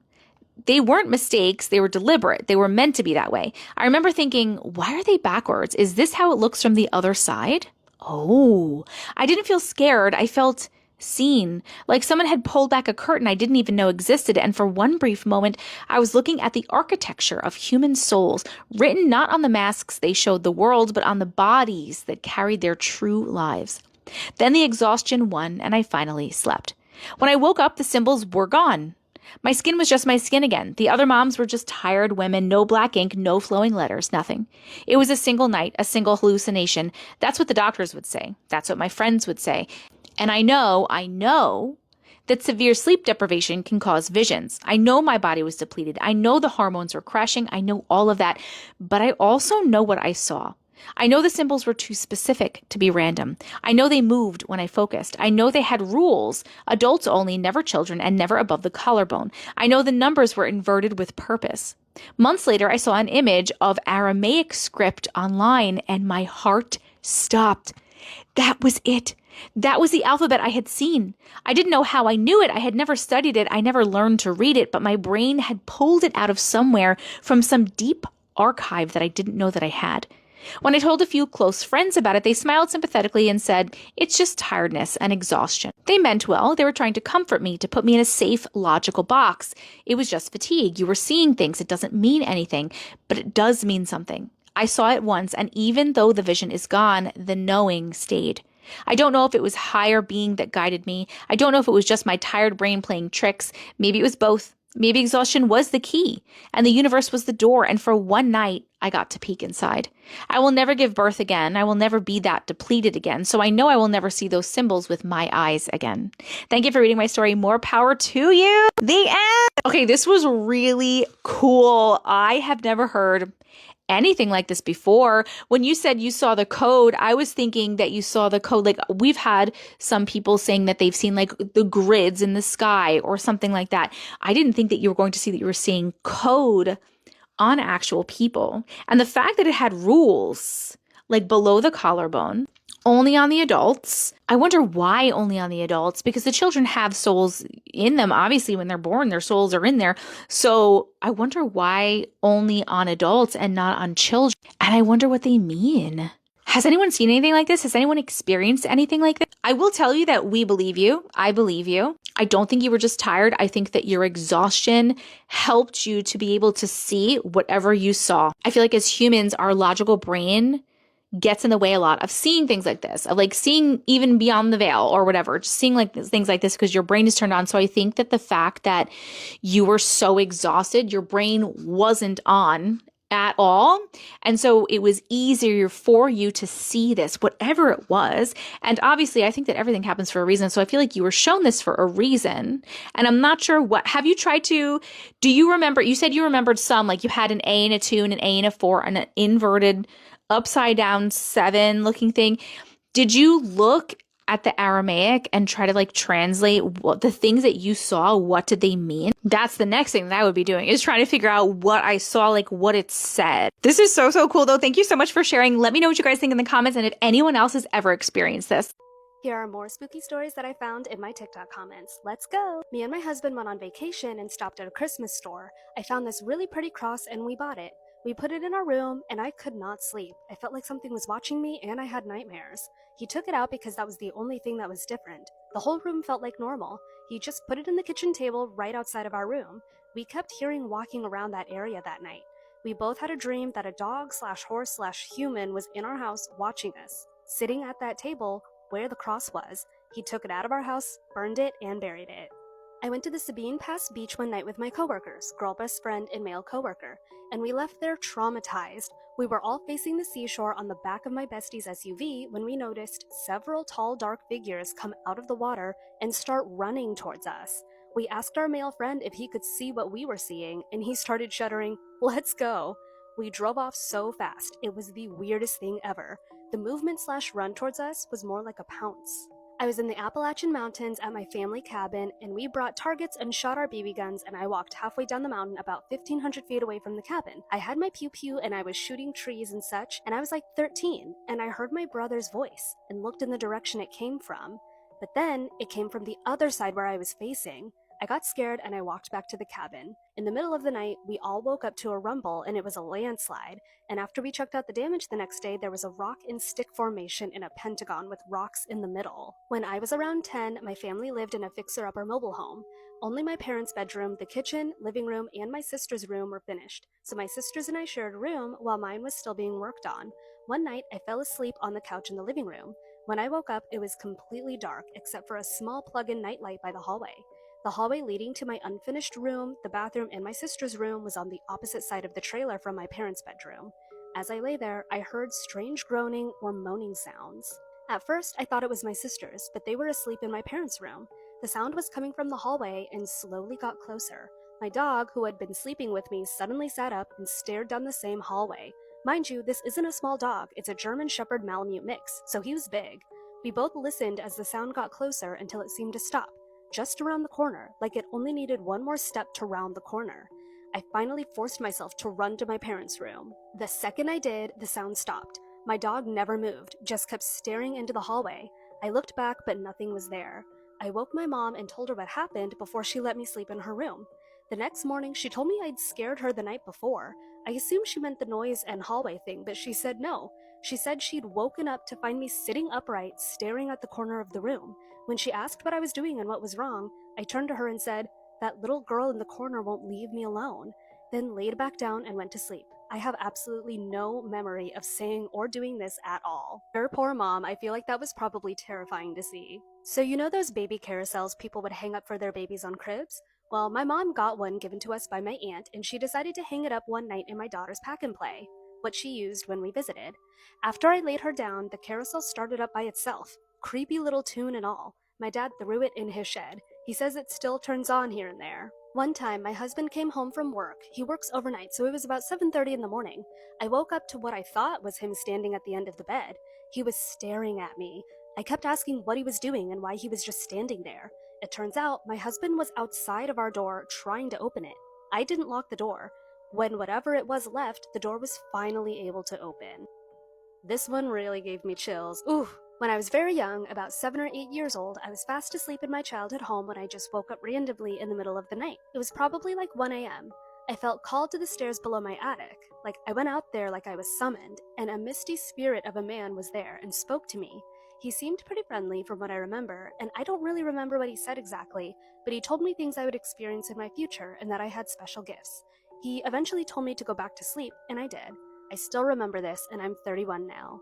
As always, I love these stories. Okay, bye! We all know that mimics are very scary, especially in the woods or even in your own home. But in this next story, you guys are going to have to tell me what you guys think.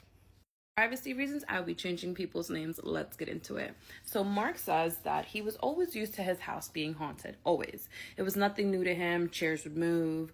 His keys would go missing. But he never kind of thought anything about it, which I don't know how I would feel about my chairs moving and my car keys missing. But anyway, Mark says that he kind of grew accustomed of the house being haunted, so he kind of gave the ghost a nickname, and he would call it Doctor Who.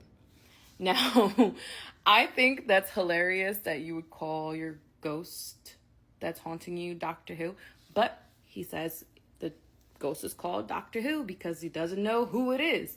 So I was like, oh, okay. Well, let's get on with it. He said that one day he started noticing that the hauntings were getting unusual to the point that not only was it weird and unusual, but he says that Doctor Who, the ghost, would begin to leave a trail of his pillows and his blanket all the way to the bathroom. Now, he doesn't understand why it was trailing to the bathroom, but it was like he was getting an encrypted message. That's how he felt, an encrypted message. And it didn't make any sense to him. Like, okay, why are you acting up now? Like, after all these years, why are you doing the most now? And he asked a couple of friends, and they're like, oh, you should do an EVP session. And he's like, I'm not trying to do none of that. Like, no. And his friends were like, you should. And another friend suggested the Ouija board. He's like, heck no, I'm not doing a Ouija board. You want me to open the door to more spirits? No, thank you. Which, honestly, I'm glad he said he didn't do that because I would have been even more petrified for him and his well-being. That things got even more weird when his girlfriend started sleeping over his house more frequently since he was concerned with all of the pillowcases lining up towards the bathroom. He just wanted someone home to maybe witness something different that maybe he's missing. So he asked his girlfriend to sleep over. Now, first of all, if you don't marry this girl, you have problems because I'm not sleeping over nobody's house. How much I love you to see ghosts. No, thank you. So just a suggestion. Maybe you should marry this one. We're going to give her name just so that you guys can follow. We're going to just name her Jasmine. Jasmine told Mark that she was going to be out for the night. She wasn't going to be home because she had to go into work due to an emergency. So he said, fine, no problem. It's okay. She tells him, I left your food in the microwave. Nothing weird happened today. I'll see you in the morning, or maybe even sooner. Now, for this, Mark was okay. He was grateful that nothing happened while she was home. So he was just thinking, okay, well, I guess nothing happened today. I'm going to go home. And as he pulls up to the house, he realizes the TV's on. And from the TV, he sees the back of his girlfriend sitting down watching TV. So he's thinking, oh, well, maybe, the emergency wasn't that serious and she made it back home. So he walks in through the door. He says, hey, I'm here. I'm going to go to the bathroom and take a shower. And he realizes that she doesn't turn around, but he doesn't pay no mind to it.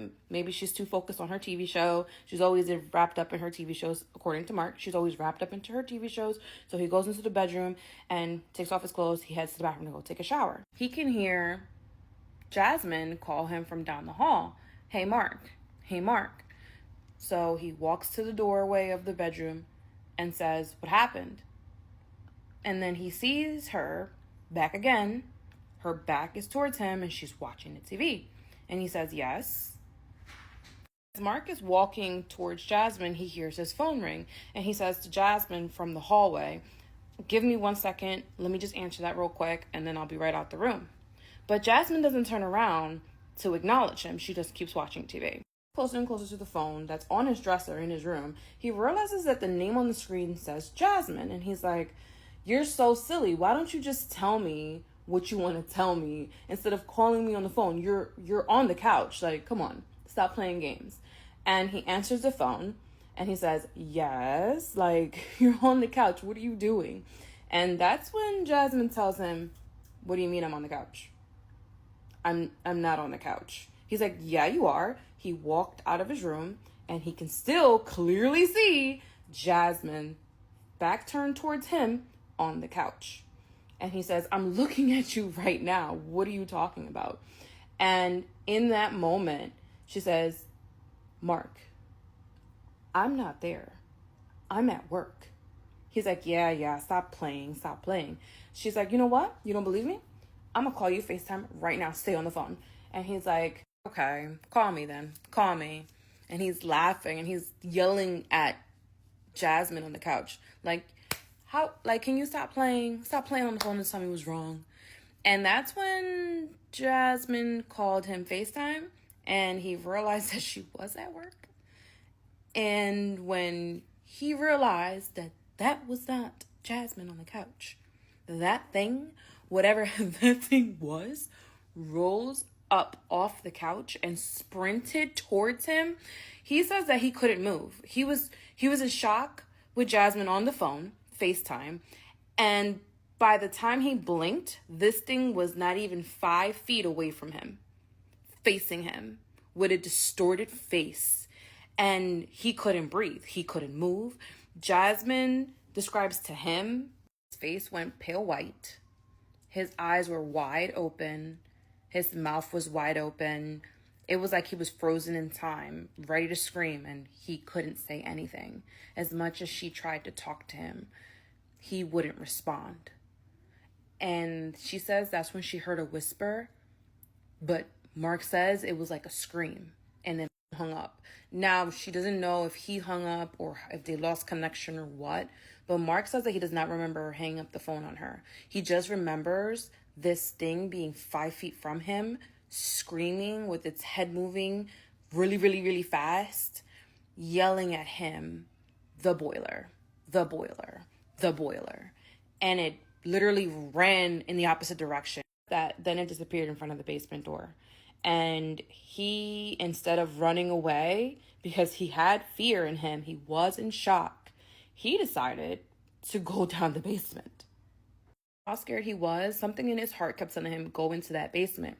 And of course, he was scared because what happens if he sees the mimic downstairs in the basement? But nothing can shake this feeling of, maybe this mimic is trying to tell me something. Now, what would cause him to think that? I don't know, because I would have been out. But he really truly believed this mimic had to tell him something. He states that not even halfway down the steps is when he noticed a puddle of water trailing all the way back to his boiler that was cracked. And that's when he realized that Doctor Who, well, now the mimic / ghost, wasn't trying to scare him, but trying to warn him of something else that could have fatally harmed him and his girlfriend. Now, what do you guys think that was? And as for Mark, he believes that mimics are there to help you from something fatal. There's been a recent dragon sighting that happened in Arizona. And this one is kind of interesting because you don't often hear dragons described in this manner. Now, there was this young gentleman, he was driving from Payson to Phoenix. And he said it was close to around 9 o'clock at night. So there wasn't too many cars on the road. And he said as he was driving, he had his radio on. He said he noticed up ahead off in the desert, there was some sort of glowing light. And he said as the vehicle turned around these curves and these hills and it got a little closer, he said he noticed this light started to move. He said that's when it came into focus. It looked almost like some kind of snake or serpent. And he said this thing moved, just like a snake. It was kind of turning and moving up and down, crawling along the desert floor. And he said this thing then took off into the sky and it started to fly. And he said it looked just like how people would describe a dragon. And he said, but this thing was all lit up, glowing all sorts of colors, green and purple and orange. And he said it was just sort of pulsating. It was very beautiful. And then he said it sort of blinked out and just disappeared off over the mountains. And so he continued to drive as fast as he could to Phoenix. And he said that he had heard from a couple other people that there was some sort of UFO sighting in the same general area. So what do you think? Are dragons real? Tonight's spooky story comes from someone who encountered some sort of creature in a hospital parking garage. The image of it slowly unfolding from beneath a parked car has literally been stuck in my head ever since. So thanks a lot, because now I won't be able to sleep. So grab a blanket, maybe a snack, and get settled in for tonight's Midnight Confessions, Stories from the Dark. Several years ago, I worked as a laboratory technician at a large hospital. Most of my shifts ended around midnight, but once or twice a week, I stayed later to help process urgent samples or cover for someone who had called out. On those nights, I somehow didn't leave until 2 or 3 in the morning. The employee parking garage was connected to the hospital by an enclosed walkway. I had never felt particularly nervous walking through it alone, but that changed one November night. I finished my shift shortly after 2 in the morning. My car was parked on the 4th level, several rows away from the elevator lobby. The garage lights were controlled by motion sensors. The section around the elevator remained illuminated, but the rows farther away dimmed when no one had walked through them for several minutes. As I stepped onto the level, the first row of lights came on above me with a series of soft clicks. I noticed something beneath a large SUV near the far wall. At first I thought someone had dropped a pale coat or a plastic bag under the vehicle. But then, the entire vehicle moved. 2 long, thin hands slid out from beneath the SUV. The fingers spread across the concrete. They were so pale that they almost reflected the fluorescent lights. I stopped walking. The hands remained flat against the floor, extending farther from beneath the vehicle than seemed possible. I called out and asked whether someone needed help. The hands pulled backward. A narrow head appeared beneath the SUV. I could not see the face clearly from where I stood, but it seemed smooth and hairless. It turned toward my voice with a slow, deliberate motion. I assumed someone was injured, intoxicated, or experiencing some sort of mental health emergency. "Are you hurt?" I asked. The figure began crawling out. Its shoulders emerged first, followed by an unnaturally thin torso. It moved with its chest almost touching the ground, using its arms to drag the rest of its body behind it. Its arms were far too long for a human body. Even while bent, they extended past its hips. The figure stopped beside the SUV and began to stand. It did not push itself upright the way a person would. Its back slowly straightened one section at a time, accompanied by several soft popping sounds that carried through the empty garage. It kept rising until its head was only a few inches from the concrete ceiling. The creature was completely hairless. Its skin was a dull gray white, with darker patches around the joints. Its ribs were visible beneath its skin, and its arms hung below its knees. Its face had no features that I could distinguish except for a narrow horizontal opening where a mouth should have been. I backed toward the elevator lobby. The creature tilted its head. The motion caused its neck to bend at an angle that should have been painful, but it showed no reaction. I turned and hurried toward the emergency call station mounted near the elevators. Before I reached it, the lights between me and the creature shut off. The far half of the garage disappeared into darkness. I heard its bare feet strike the concrete. The steps were fast and uneven, almost like someone running on their hands and feet. The next row of lights flickered on. The creature was no longer beside the SUV. It stood behind a concrete column 2 rows closer to me. Only half of its body was visible. One long arm curled around the column, and its head leaned out from the opposite side. I pressed the emergency button. A security officer answered and asked what was wrong. I frantically told him there was someone in the garage who appeared injured or unstable. I did not call it a creature.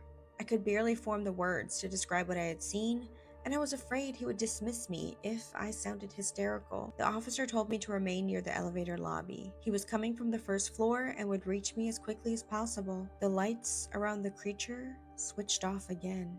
I heard the slapping footsteps. This time they moved sideways rather than directly toward me. The sound circled behind the parked vehicles, stopped, and then continued from somewhere closer. The lights came back on, and the creature was gone. I stood with my back pressed against the wall, staring between the rows of cars. My vehicle was parked nearly halfway across the level. I could see it from where I stood, but reaching it would mean crossing several sections of the garage that had already gone dark.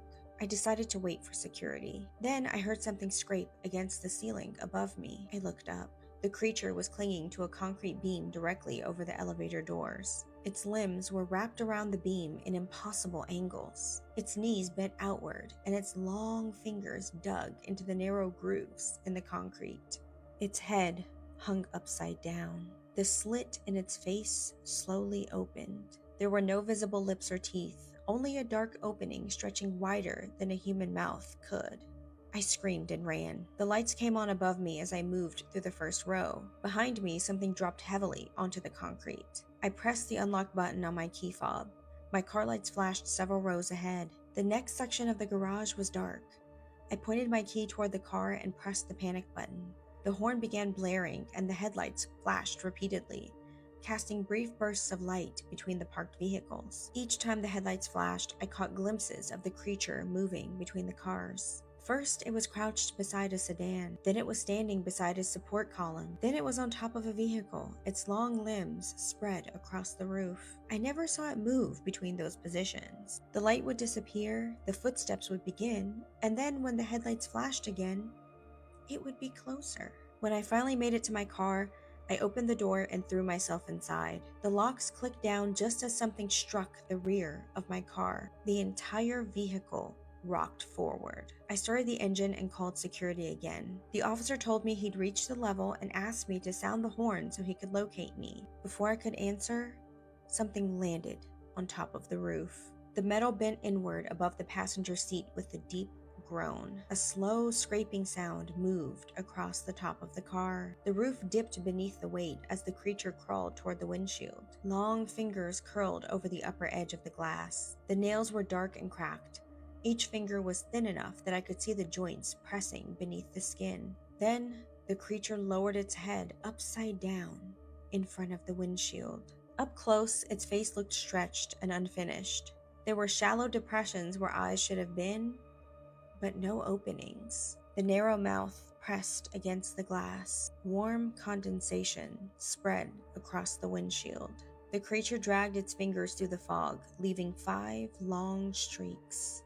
I screamed into the phone and leaned across the center console, trying to move as far away from the windshield as possible. A bright beam swept across the garage. The creature lifted its head.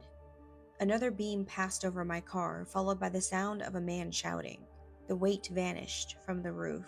The security officer I was speaking to, along with 2 other guards, reached the car less than a minute later. They searched the garage, but didn't find a creature or anyone else for that matter. I asked them to review the security footage, but one of the officers explained that the cameras in the garage were used only for live monitoring. The feeds were displayed at the security desk, but nothing was recorded, and no one had been watching the 4th level when the encounter occurred. So, there was no footage of the creature, no recording of me running through the garage, and no video showing what climbed onto my car. The only evidence was what it left behind. The roof above the passenger seat was dented several inches inward.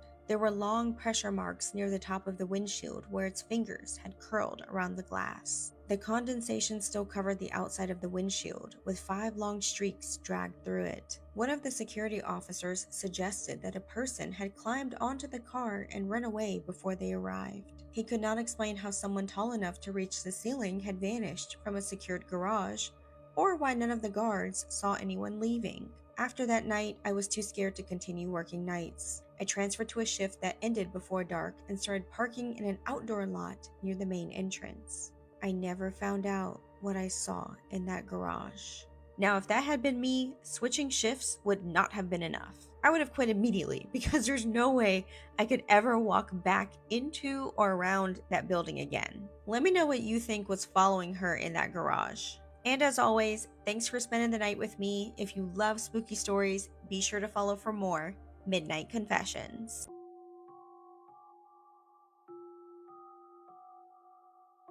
Some members of our fraternity ran into a few guys who happened to be members of the fraternity that lived in our house before us. They ended up asking us if we had ever had any experiences in the attic or the 3rd story of the house, and we said no, other than some of the guys claiming that they would get an off-putting vibe up there and heard footsteps. Then they shared this photo with us. They claimed it was taken during a party in 2013 and there was no one behind the guys in the picture, and no one noticed anything until the morning after.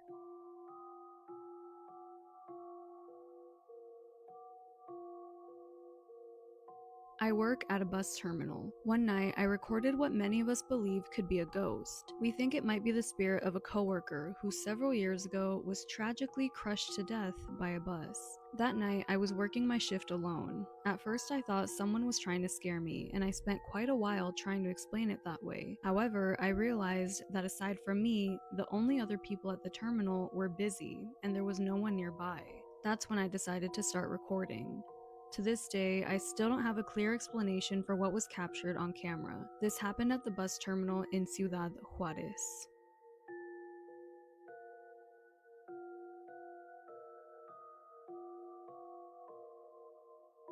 I took this photo in 2018. When I posted it, no one mentioned the shadow in the background, and I didn't notice it either. I literally just discovered it last year while looking through old photos on a Facebook profile that I no longer use.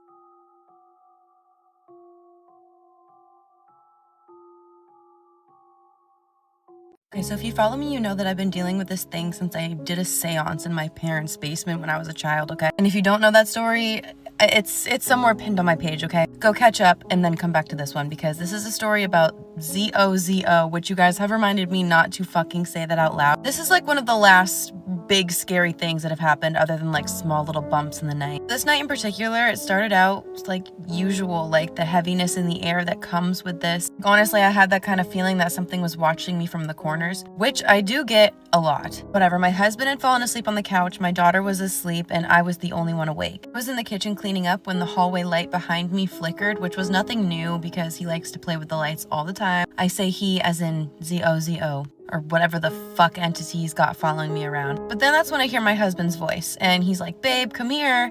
And I'm like, okay, he's awake. So I turn around and I go down the hallway a little ways, which I turn around the corner to my living room, and I expect to see him like sitting up. He was still asleep. So I froze and I'm like, oh my God, what the hell? Maybe it came from my kid's room. So I peek in there and she's asleep and it's not anything in there. And then as I'm standing there trying to figure out whether or not I should go grab a knife from the knife rack, I literally hear my husband's voice come from behind me. He's like, babe, come here. So I spin around. My heart was pounding so fast it fucking hurt, dude. The kitchen was exactly the same, but the hallway was now just very slightly darker. Like something was standing there blocking the way. So I'm slowly backing up, not wanting to turn my back on this thing, and I back all the way up to the couch where my husband is, and I'm like shaking his shoulders, not losing eye contact with this thing. Not even eye contact because I couldn't see its eyes, but like I was looking at this mass, okay? And I didn't want it to like I don't know. Okay, so I'm shaking my husband. I'm trying to wake him up. And I'm like, honey, wake up, please. Oh my God, there's something here. You need to get up right now. All of this in like a hushed kind of whispery tone because I did not want to wake up my kid and freak her out too. When he finally woke up, he groggily sat up and I could tell he was irritated and he was about to say something to me about waking him up so late. But I saw the exact moment when he locked eyes with what I was seeing. I forgot to mention that by this point, as I was shaking him, the mask kept getting darker and just more dense. So now instead of just like a little minor, small, almost see-through black shadow, it was a fully dense, like black. It felt suffocating. So I noticed when he noticed and he shot up. So he grabs me and pulls me onto the bed with him and just is like holding me. I don't know what the fuck he thought that was going to do, but he's holding me on the bed and we're like looking at this thing. And we both started to hear what sounded like the fucking closet door from the hallway creak slowly open. Neither of us were breathing. We were just standing there, like, or not standing there, sitting there on the bed, like, bro. Just as I'm about to look up at my husband and ask him, what are we going to do right now? Like, what should we do about this? We started to hear heavy pounding footsteps come boom, boom, boom, boom, boom down the hallway straight towards our door. And once the footsteps made it to our door, we saw little shadows underneath and boom! I don't mean our door, sorry, the living room entrance door, right? Okay, so our living room used to be set up at our old house that was like, it had a door that you could open up to get into it, okay? It's pretty much removed from the rest of the house. Like it had like a little window where you could see into the kitchen, but it was a door, you know what I mean? Whatever, okay, context. So we start to see little fucking like, you know, shadows under the door. And then without the door handle even turning or anything, it just goes boom, like somebody pushed it open without turning, like angrily fucking just shoved it open and it like popped out of the thing, out of the door handle thingy, you know? The lock just popped open and the door got shoved fucking open. My husband, I guess I can trust him in a fucked up scenario because he scooped me up like Princess Peach and fucking booked it. He ran into our daughter's room, grabbed her also, so he had me in one hand, her in the other hand, and we're just running down the fucking hallway. I'm like, I can run. And he's not even listening to anything. He's just going. We got the fuck out of there for the night. Ended up moving out of that house, obviously, but the thing keeps following me. It's attached to me. It's not his fault. It's not my daughter's fault. It doesn't matter where we move. It's going to follow me wherever I go. I have so many more stories, but this is the one that my husband really truly experienced alongside me, and the most recent one that has happened, which was over 2 years ago when this one happened. Like I said in the beginning, like other little things have happened, you know, like lights flickering. I do hear voices in my house. I hear people yelling for me. I hear noises in my house. I don't know. I felt like it was staring through our soul from the hallway part and then all of a sudden through the fucking door part also, like it was more than one thing. I don't know. I don't even know how to explain it. It's just this energy that I just, and I can like feel every time when like something extra is gonna happen, if you know what I mean. Like the house and the energy around me just feels so thick and disturbing. Yeah, let me know if you guys want to hear more stories because I've got a plethora. Grandpa thinks he can fight death. He coughs into a rag and it is bright red. He refused treatment and instead he likes to wait at the door for that mother to show up. Last week, he asked me to sit with him from 9 p.m. to 3 a.m. every night. And, you know, Grandpa hasn't really ever been all there, but I chalked it up to the ramblings of a bygone era and state of mind. But I did it to fulfill a dying man's wish. I would say, Grandpa, nobody is coming. You don't have to wait. And I have to go back to school soon, so who's going to wait with you then? And then his eyes shot and connected to mine, and his eyes kind of projected a gaze that suggested a very sharp set of machinery sat behind them. And I felt bad, but I mean, wouldn't it be better for him to spend his last days with friends and family instead of this? And then he told me, in life you have a choice. Either things happen to you or you happen to things. You know, you could just lay down and die like they tell you, or you can fight that mother when he comes for you. I know what I want, so just wait and be ready to hit that button when I tell you. So we waited. It was 12 a.m., quiet, his gaze unwaveringly violent as ever, just pointed right at the door. But then at 12:13 a.m., the warm air cooled and dropped heavily. I looked at Grandpa's eyes and he was bracing. It's like the dark just got darker. There was no sound or light, nothing living but us. I mean, all the animals were there, but they were just like still, following their deepest sort of instincts. And then the old heavy metal door slides open and pitch blackness just seeps in and slowly envelops everything it touches. And then my grandpa screamed, "Now!" And I was so memorized by the sight that I almost didn't hear him, but I hit the button. Floodlights sparked to life, firing at the core center of the darkness, sort of peeling it back to reveal a man. He was unremarkable, but somehow familiar, I guess. He was dressed in all black clothing, and it was kind of the only hint that things were not as they should be. The man said, "This hostility is unnecessary, Philip. I'm doing my job." And he spoke gently, almost like it was a cloud of words. And my grandpa responded, "The hell you are. You and I both know it is not time." The man just said, "That's for me to decide." My grandpa said, "BS. We both remember the war. Deals were made." And the man said, "Is there a deal you wish to make?" And my grandpa said, "My life for the girls." And just a wave of electric energy sort of coursed through me. My nerves felt like they were in a frenzy. I mean, I felt confused, sad, angry, nervous. Just, why was he doing this? But the man said, "Very well then, Philip." And then he looked at me and my mind just flipped off.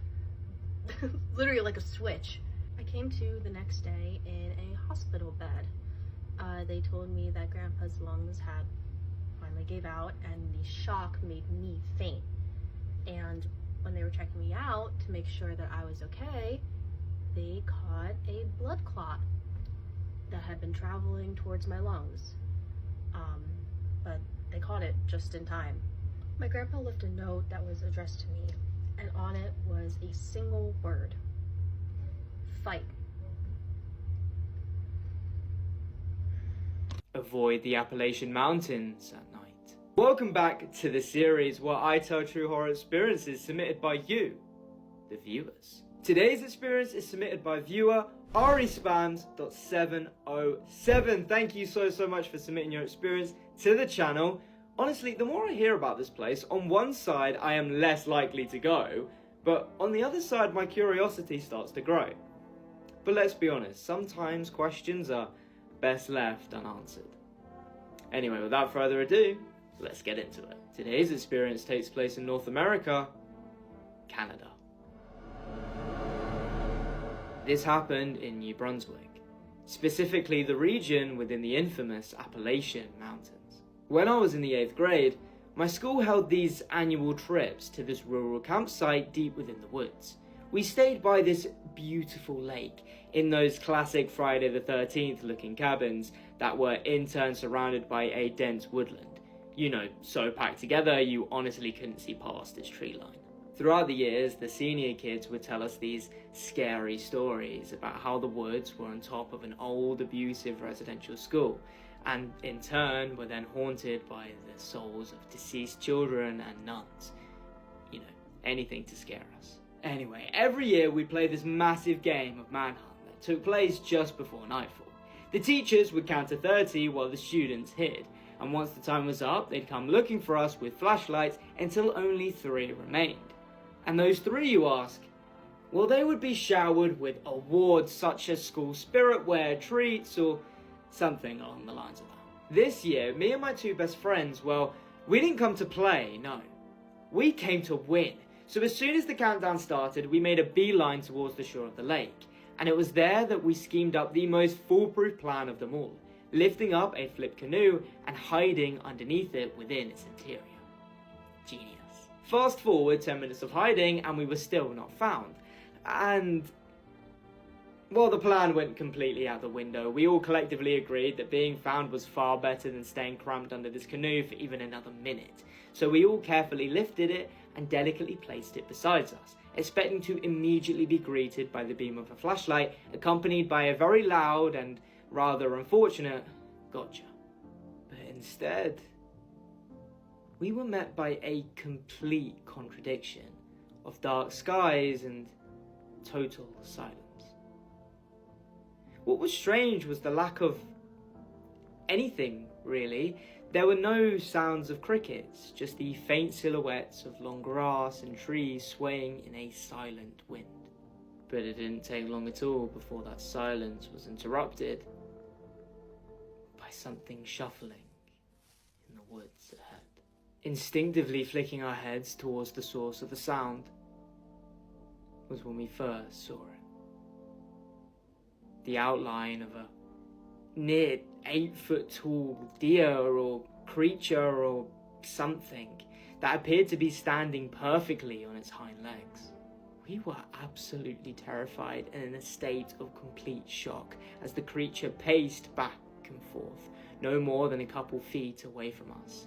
Its arms looked huge, close to that of a human's, and when the moonlight illuminated the features on his face, we could see that his eyes were completely vertical, with a reddish hue that seemed to be glowing. Without a single word, we carefully lifted the canoe back over our heads as quietly and subtly as we could, and once we were hidden, we started to pray in complete silence and fear. After what felt like 5 minutes or so, suddenly the canoe was lifted above our heads. But thankfully it wasn't a strange creature, but instead one of our teachers.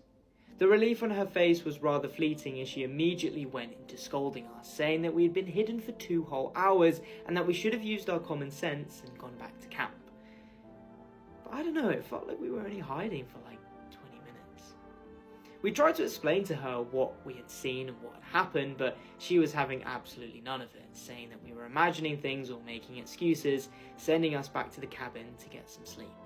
The 3 of us were in a cabin together, and we were paired with another 3 of my friends, and we were talking and laughing for what felt like hours, until at around 10 PM we heard a faint knock on the door. Assuming it was a teacher trying to check if we were awake, we all did the classic strategy of going completely silent and pretending to be fast asleep. A few more minutes passed when we heard another knock, but this time, strangely enough, it was on the top window, which was around 10 to 12 feet above us. Assuming it was perhaps just a branch or something along the lines of that, I still just had this strange feeling, and after what we had seen today, I didn't really want to take any chances, so we all locked the doors and windows just in case. As the night continued, so did the knocking. That became louder and more frantic. But without saying a single word, there was a mutual agreement in the cabin to not react. The next morning, when we opened the door, we were met by these huge scratches across it and the screen door being completely torn off.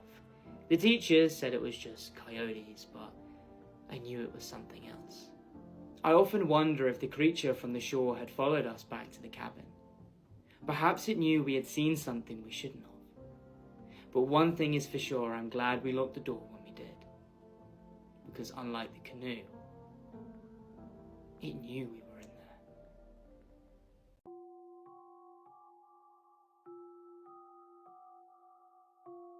This photo was taken about 10 or 12 years ago when my daughter, who's pictured, had a springtime performance. The performance was held in a local high school, which is the oldest in my city. In the 1940s or 50s, there was a fire inside of the theater that sadly took the life of the drama teacher at the time. When I took the selfie of my daughter and I, there was hardly any people in the auditorium. There was absolutely no one sitting behind us when this was taken. The woman, to me, appears to be dressed in untimely fashion and looks like a mannequin or something.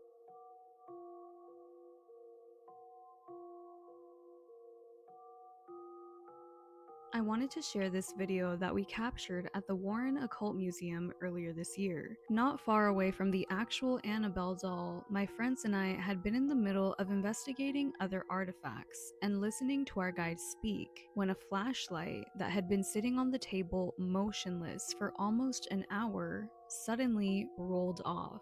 We later learned that the same flashlight had been mistakenly removed from the museum by another guest, who had a series of misfortunes happen to her on the trip home before discovering the flashlight in her bag.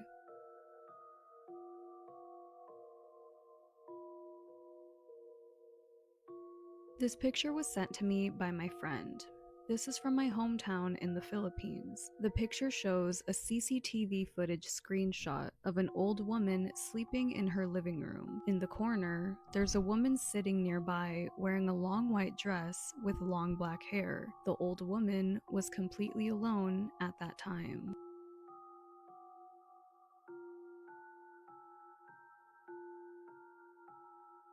Did you ever have a monster under your bed or in your closet when you were younger that used to scare you?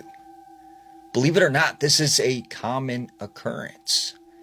All over the world, in every culture, there are references to something that's like the boogeyman.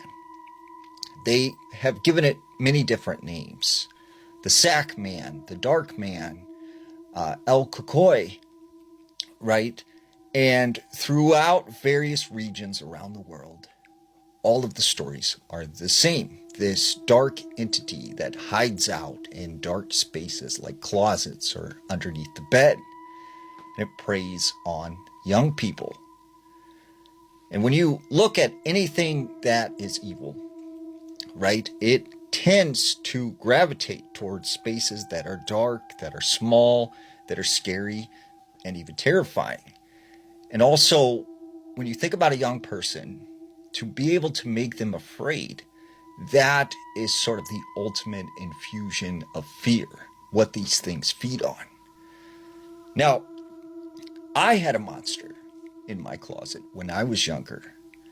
And the interesting thing is my family gave it a name. They called it George. And every now and then you would hear my mom say, "Oh, you better be good or George is going to get you. You better go to sleep or George will come out of your closet at night." And at first, I thought these were just stories meant to scare me. However, one night, I was asleep in my bed. And I remember waking up, and I got the feeling like something was watching me. I kind of turned in my bed, and I looked over towards my closet.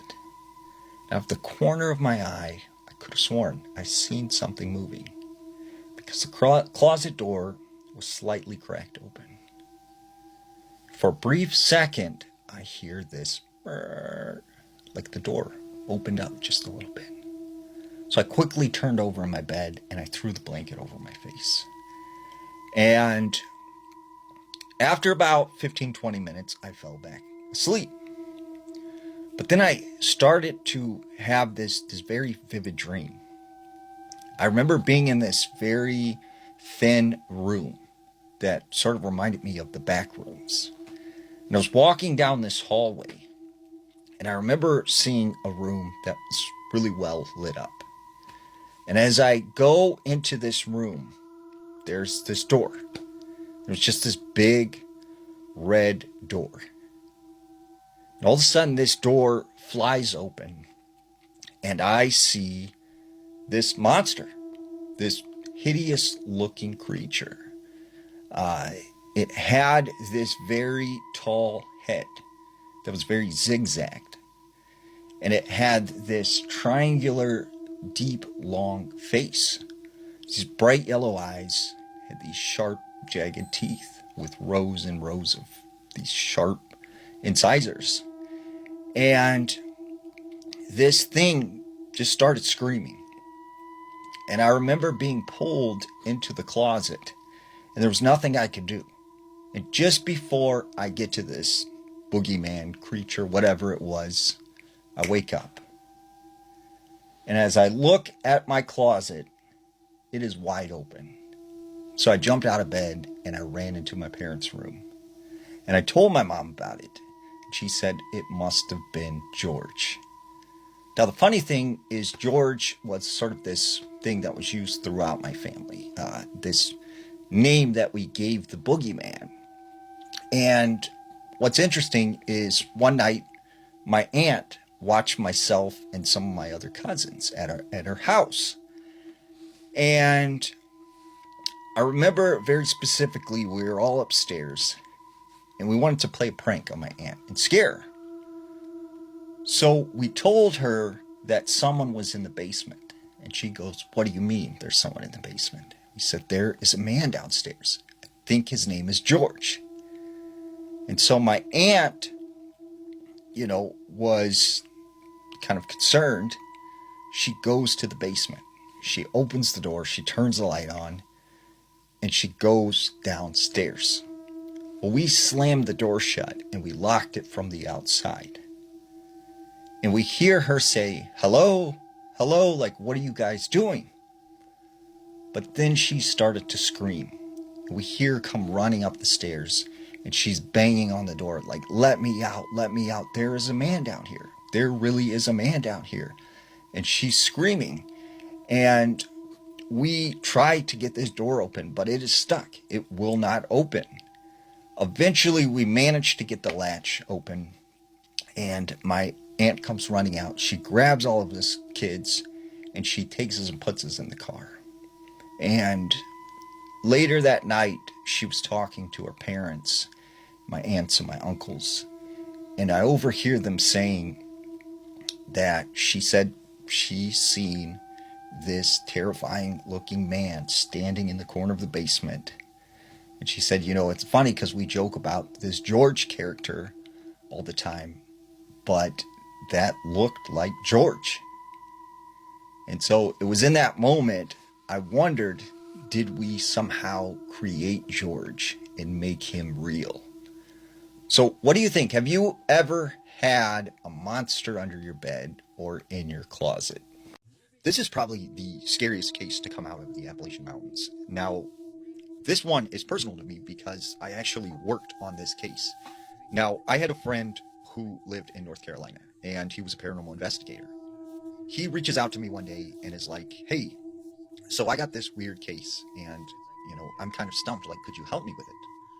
Apparently, there was this Native American family who lived on the reservation, and they had a daughter who was like 16 or 17, and at the time, she was getting dropped off from a friend's house one night at her parents' home.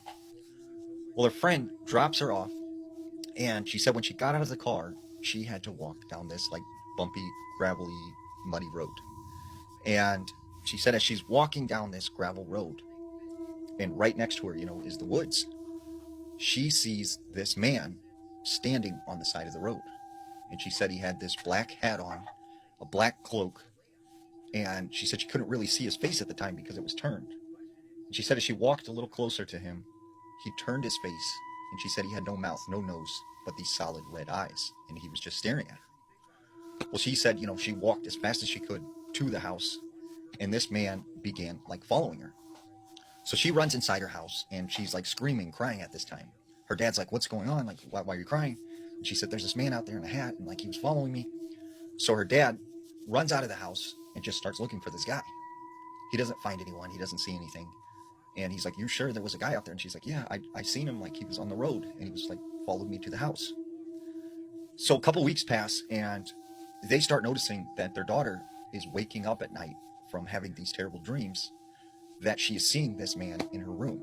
And not only that, she is waking up with these scratches all over her body.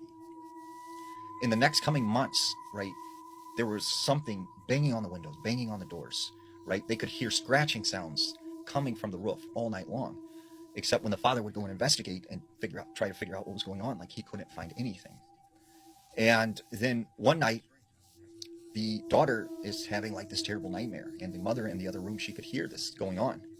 So she walks over to her bedroom, which the door is halfway open.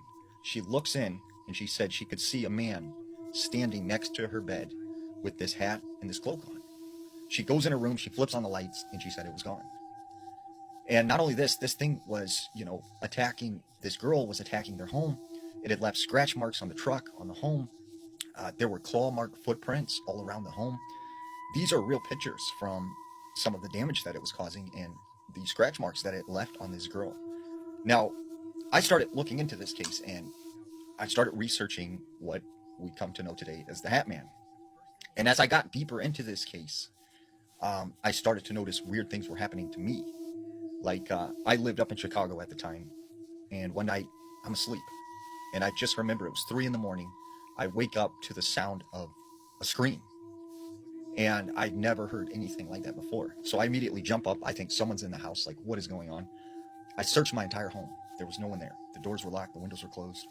So as I'm getting ready to go back to bed, I walk past the living room, and as I turn, sitting in a lazy boy recliner is what looks like a man in a cloak and a hat, just rocking. And I look again, he's gone. But I could see movement of the chair, and that's someone obviously had bumped it or had been sitting in it. And that like sent chills down my back. And I immediately like went into the bedroom, closed the door. And mysteriously, as all of this started, it just one day stopped. And to me, what I thought personally was this was a case of the Hat Man. Bizarre superstitions. There is an old Dutch superstition that singing at the dinner table attracts evil spirits. Same in Bohemia and North Carolina. I do that all the time. Well, that's probably why your house is haunted. Once the sun sets in Japan, Korea, Turkey, or India, you are strongly advised not to cut your nails. In Turkey and India, it's considered bad luck. And in Japan, it puts you at risk for ending your life prematurely. In Korea, if you cut your nails in the dark, which also that's kind of dangerous, the clippings will fall on the floor, rats will eat them, and then the rats will turn into a monstrous version of you and terrorize you in your bed. Oh my God. Kind of a wild superstition. That's a crazy one. In Turkey, whistling at night summons the devil. In Estonia and Latvia, whistling indoors will bring bad luck and set the house on fire. In Russia, whistling can lead to financial ruin. Must be why I have so many problems. In Japan, if you're in a cemetery or near a funeral procession, tuck away your thumb. In Japanese, the word thumb translates to parent finger. So tucking away your thumb into your fist protects your parents from the spirit of death. Both thumbs or just one? Both. Don't wear red in the Philippines during a storm because it increases your chance of being struck by lightning. You're making yourself a fun, moving target for the gods. Oh, wow.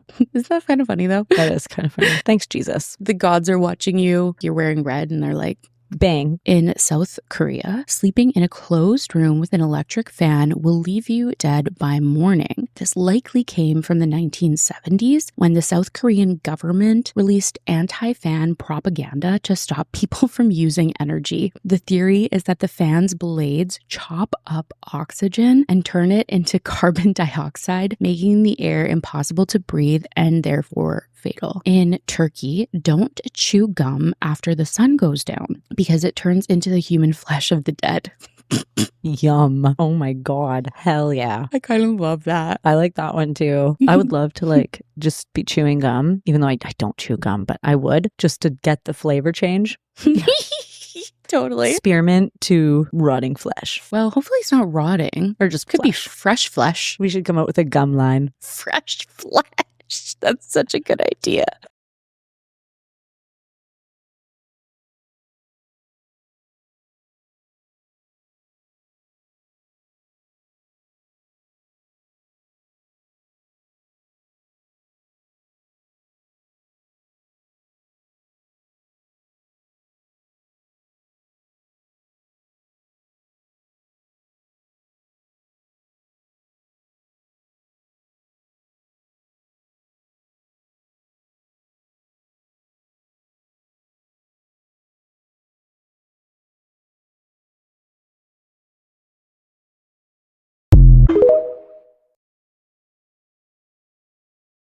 I'm usually a skeptic when it comes to talking about haunted places, but when it comes to the ancient Ram Inn, I am not convinced that it's not haunted. Mostly because of just how old it is. So this building was built, well, they think it was built around 1145. And for a while, it served as a priest's house until it was eventually converted into an inn. Now, from what I understand, and I could be wrong, correct me down in the comments if I am, but this eventually turned into a bar, and the last pint was drawn in 1968, and then it was in danger of being torn down when a man named John Humphreys fought for it to stay the building, I guess. Now, the building is still up. It's in the UK, by the way, in case you were curious, but people say that the second you walk into this building, it's chilling. Like, there's something weird. People say that as soon as they walk in, they feel dark, like there's something heavy there, and it's something you can't shake.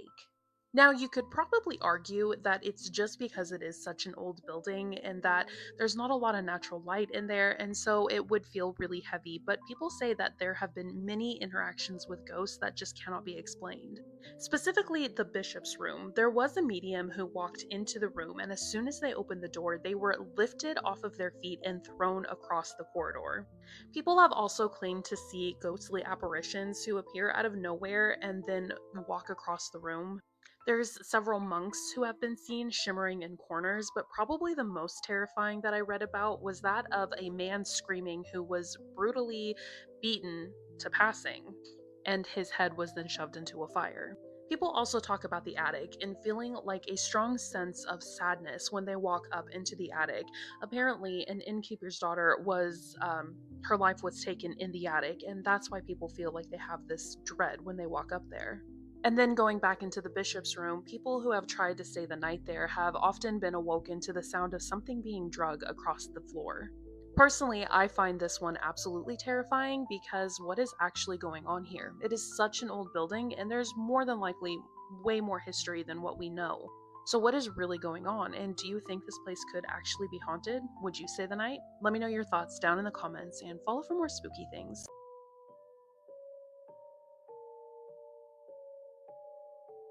The owner of this photo, Ben, wrote, "A couple of years ago, my friend's mother took pictures of him at a boxing event. After she posted them on Facebook, people started asking about the girl in the ring. I was there, but I don't remember seeing her, and neither does anyone else.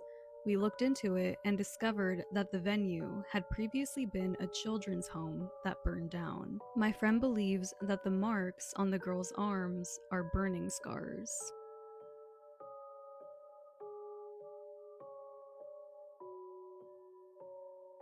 My family and I are currently visiting Paris from Canada. I prioritized visiting the catacombs as I went 18 years ago.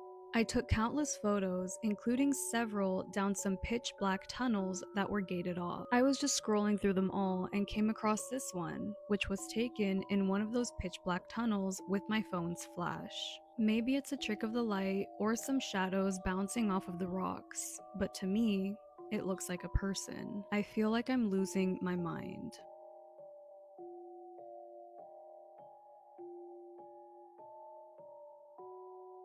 This photo was taken a few years ago. I was a single mom at the time, living completely alone with my 3-year-old daughter. I took this photo of her one morning and captured this in the background. At the time, my daughter had a habit of pointing to random spots in the house asking me, "Who is that?" I never thought much of it and genuinely thought it was just her imagination. But after seeing this photo, I'm not so sure.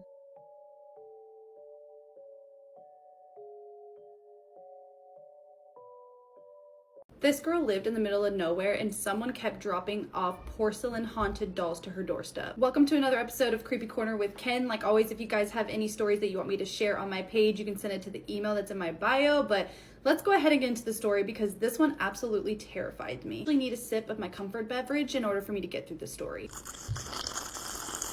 Okay, let's get into the story. This girl writes that she lived alone and in the middle of nowhere. She said that her closest neighbor was 10 miles away and that everything around her was just wildlife and woods. She writes that it started out with just one porcelain doll that was randomly on her doorstep when she got home one day. She said that the paint was chipped, the bonnet on her hair was dirty, and the eyes looked strange. She said that she just stood there for a little bit, scratching her head, trying to understand who would have put this on her doorstep because no one lives near her. But then she just brings it inside because she felt like, what else am I supposed to do with it? I don't know, throw it in the trash, burn it, something other than bringing it in your house. butt. She said that she tossed it on the couch and went about her day. However, she said it was weird though because she had spent most of the day outside doing some yard work, and that when she came back in, she swore the doll was not in the same spot she had it. Because mind you, she just kind of threw the doll on the couch, but when she came back in, this doll was sitting upright and was just staring into her soul. One thing about me is I am not the one to mess around with any type of dolls. All those types of dolls are haunted. You should have never brought this doll inside your house. She said that she sat on the couch to watch some TV, but she said that she just couldn't shake the feeling that something or someone was watching her. And every time she would check, the doll was still in the same position. She said eventually, to make her feel better, she just turned the doll completely around, and that didn't work. She decided it was just time for her to go to her bedroom and to go to bed. Is it not an option to get rid of it? Like, I don't understand. Why is the only option is it has to stay in the house? She said that when she woke up in the morning, it was very cozy and raining outside, and she decided she wanted to enjoy a nice cup of coffee outside on her front porch. She says that she walks out to the kitchen to go to the sink to clean out one of her favorite mugs so she could use it, and that she about had a heart attack because when she went to go turn on the water faucet, she looked up and saw another porcelain doll standing on her windowsill. And it would be in that moment that my soul left my body, and I would have to pack my bags and move. Effective immediately. She opened the window and grabbed it, and that the doll was completely soaked from all the rain, but when she looked at it, she said that it looked oddly familiar, but she couldn't quite place what it looked like. She said that it was a much older looking doll in the sense of it had gray hair, painted on wrinkles, it looked like a much older woman. It looked like someone she knew. So now she has two dolls, and she decides that she just wants to go ahead and display them in her china cabinet. Why are we keeping them? I'm so confused. But so she decides that she wants to put them in the china cabinet, so she has the old lady doll in hand, and she's going into the living room to grab the other doll that she got yesterday. But when she walks into the living room, she immediately freezes because when she looks at the couch, the doll is sitting on the completely opposite side of where she put it. She said that she just shrugged it off and thought she was being crazy and just grabbed the other doll, and now she has both of them in the china cabinet. She says that she goes to work, comes home, does some cleaning, and the sun is starting to set again. And she is just still thinking about this old lady doll and who it could be. And that's when it hits her that it looks almost exactly like her grandma that had passed away. She said that it brought her some type of peace and that she thought her grandma was sending her these dolls to just have her feel comforted and not alone since she lived out in the woods. And she said, call her crazy, but she slept super good that night. I think I am gonna call you crazy. It's just a little weird. She said the next day when she woke up, there was another doll. It was a wooden doll, and this time it looked exactly like her mother. She went to go put the wooden doll that looked like her mother in the china cabinet, and that is when she notices yet again that both of these dolls are not in the same place she put them last night. She said that both of the dolls were on completely different shelves than she had put them in, but she puts them back to where she had them, puts the wooden doll in the middle, and closes the china cabinet. She said that she put cameras outside of her house, that way she could see if someone was actually dropping these off or if it was just a gift from her grandma in heaven. She said every day when she would come home, the camera would either be pointed at the sky or pointed at the ground. It would just never stay where it was supposed to be. She said every day for the next week, she was receiving more and more dolls, one that looked like her dad, one that looked like her aunt, teachers that she had in elementary school. She said that they would just be scattered in different places of her yard, and she never was able to see who was leaving them there, so she just assumed it was her grandma. Girl, your grandma is not sending you these porcelain haunted dolls. She says that she displayed each and every one of them, she cleaned them, she admired them, they brought her so much comfort.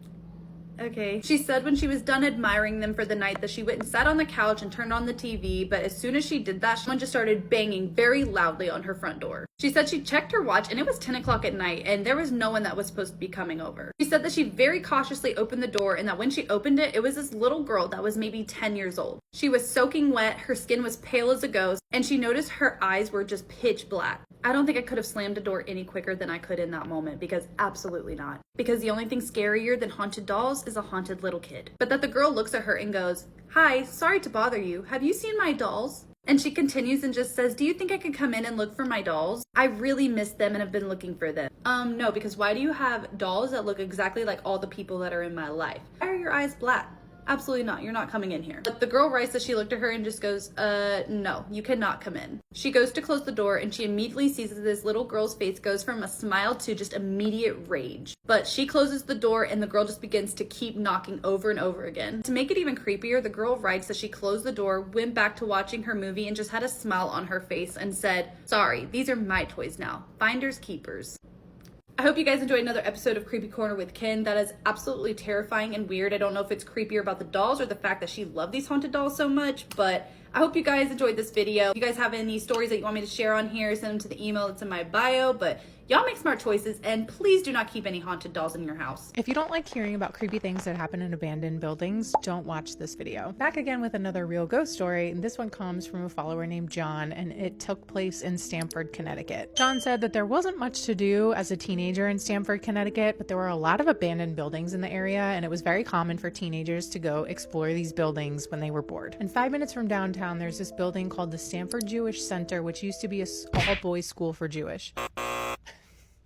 A school for all Jewish boys? I don't know. And this happened to be one of the more popular buildings for teenagers to go explore. So this is a real picture of this building. John says it's huge and it's pretty scary when you're there alone. And it's rumored to have goat people inside that do satanic rituals and things like that in the basement. He has a friend who swears he's seen these goat people. They were wearing long robes with goat masks and carrying weapons. So one night, John decides he wants to check this place out for himself. He brings along a skeptical friend. Because why not? John said they were climbing the steps to the building and he got this overwhelming, like unsettling chill. He said the only other time he's felt a chill like this was when he was visiting the graveyard where Ed and Lorraine Warren are buried. So they walk into the building. It's so dark they can barely see anything, and they randomly decide to shine their flashlights on this window that's like 20 feet up. So at first, nothing's really happening, but John gets this heavy feeling while he's looking at this window that he just can't shake. Like someone or something is staring back at him, and he mentions it to his friend, and they're both staring up at this window, but nothing's happening. And they agree that it feels like there's definitely something staring back at them. So his friend decides to take his camera out and take a picture of the window. And when they looked at it, this is what they saw. A figure in the window watching them. He said that this is too high for anybody to be able to kind of get up there. They ran out of there as fast as they could, but John couldn't stay away. He returned a couple of weeks later and he saw what he swears were shadow people circling around him. There were animal carcasses that were carved out on the floor, and there was a ring of 4 chairs in a perfect circle that looked like, to him, that someone had just finished doing some sort of ritual. So what do you think Jonathan saw in the window? Because to me, if you zoom in, it really does kind of look like a little goat face, like an ancient mythological goat figure. I don't know, but it's creepy.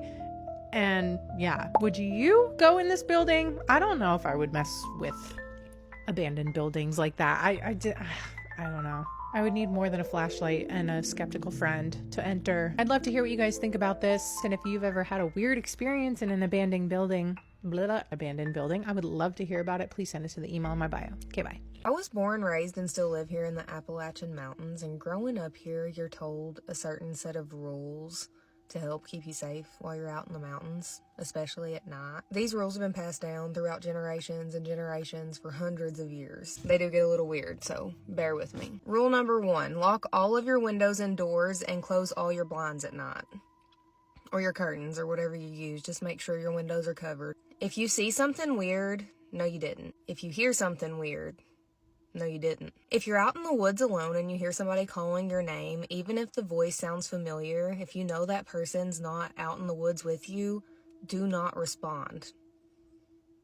Just don't reply to whatever's calling your name.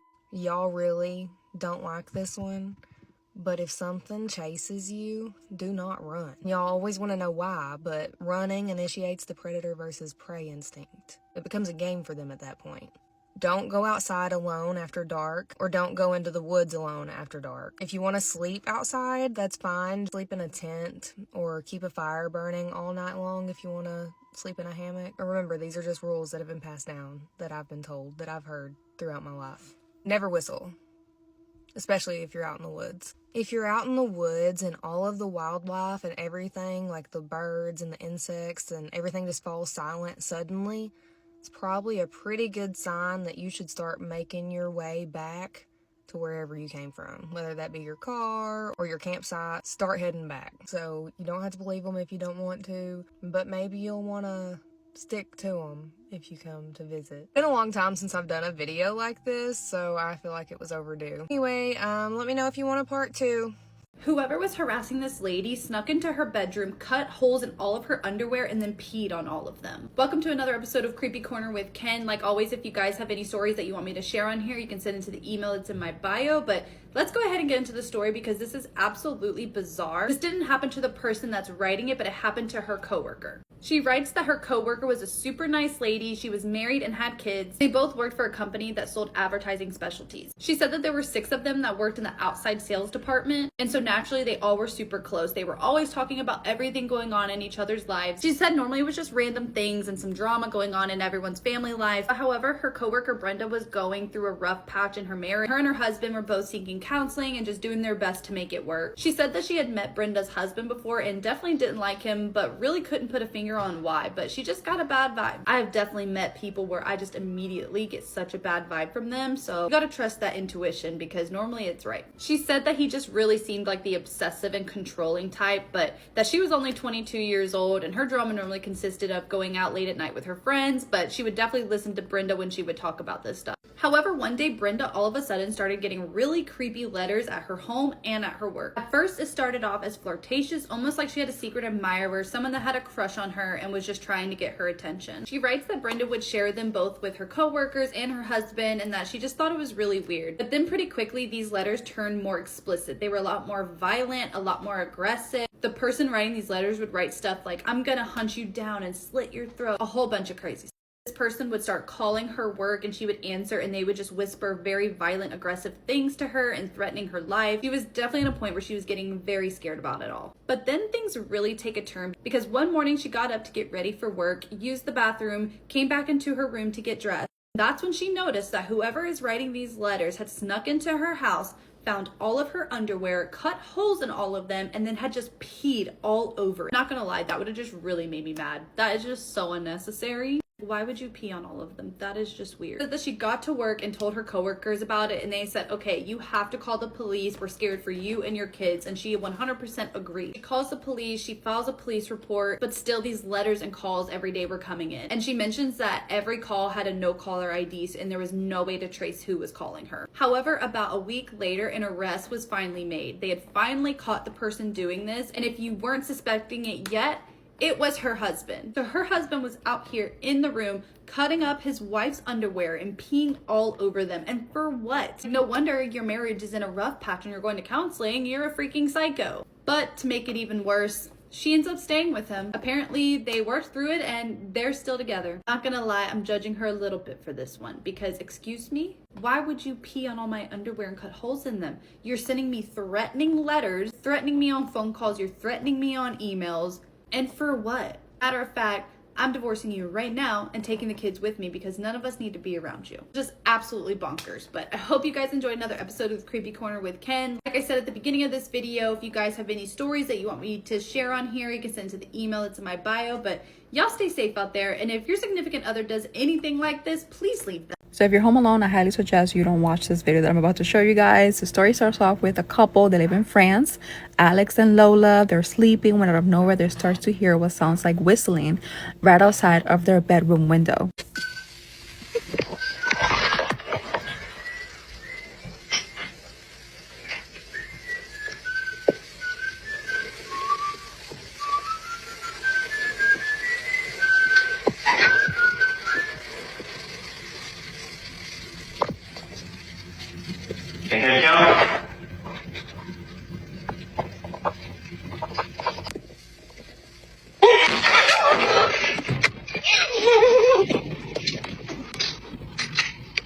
So after that happened, of course, they're freaking out. But for whatever reason, the boyfriend, Alex, decides to go back out there a second time to continue to investigate.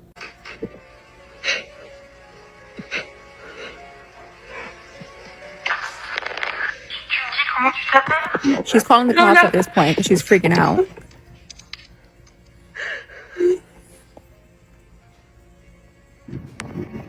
Where's Alex? They don't have a baby. They don't have a baby. She's on the phone with the 911 operator. Alex!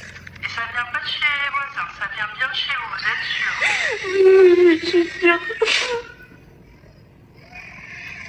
Ok. She goes downstairs. She can't find Alex.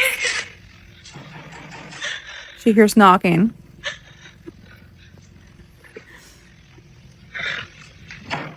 No mind, she thinks it's the cops.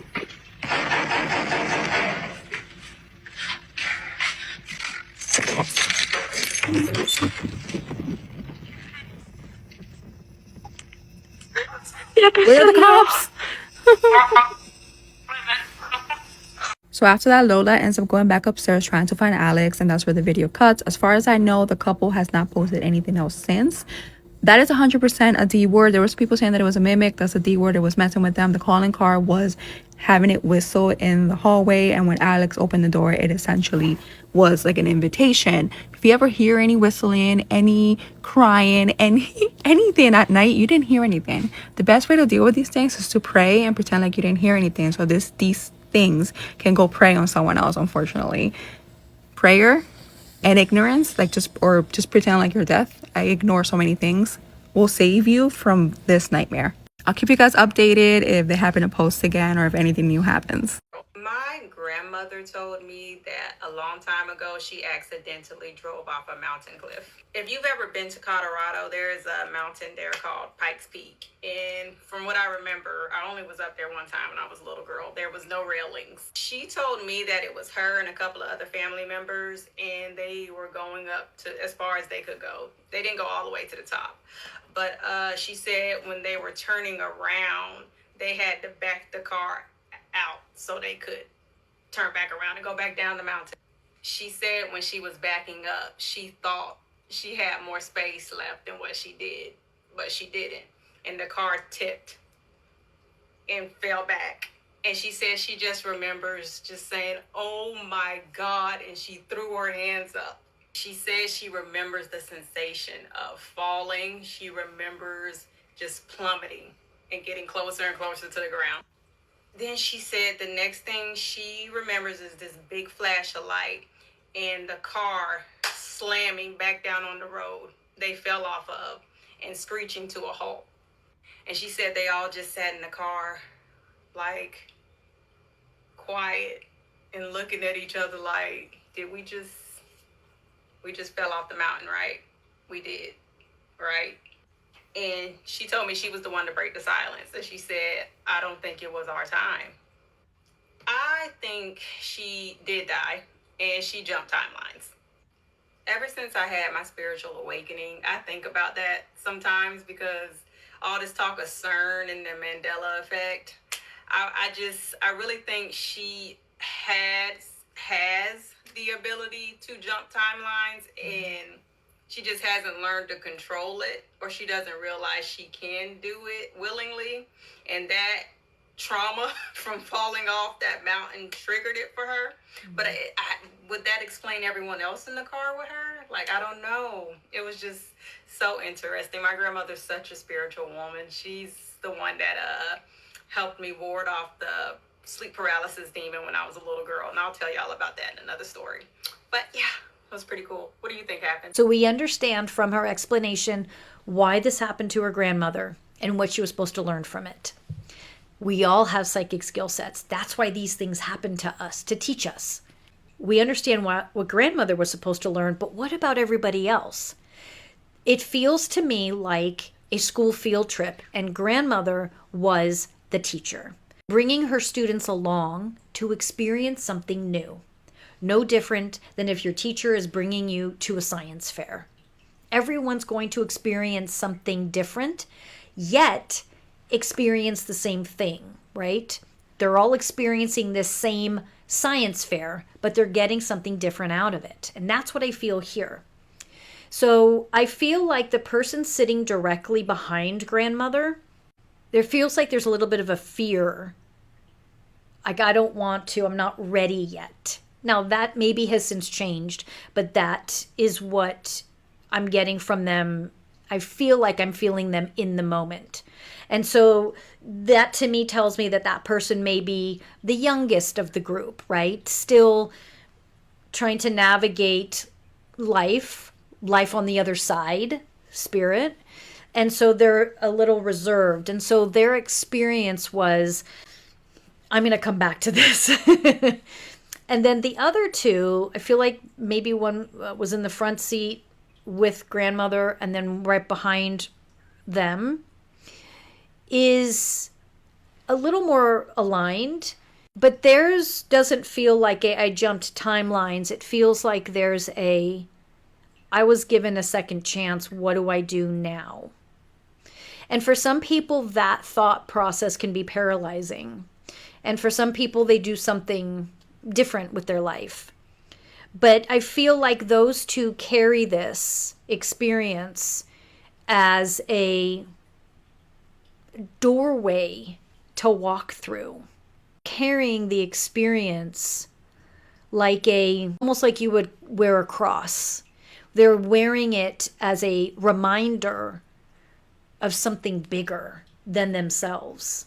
I think for me, the takeaway, because I was curious when she asked that question at the end, it's just, why was everyone else there? I was like, me too. Why is everyone else there?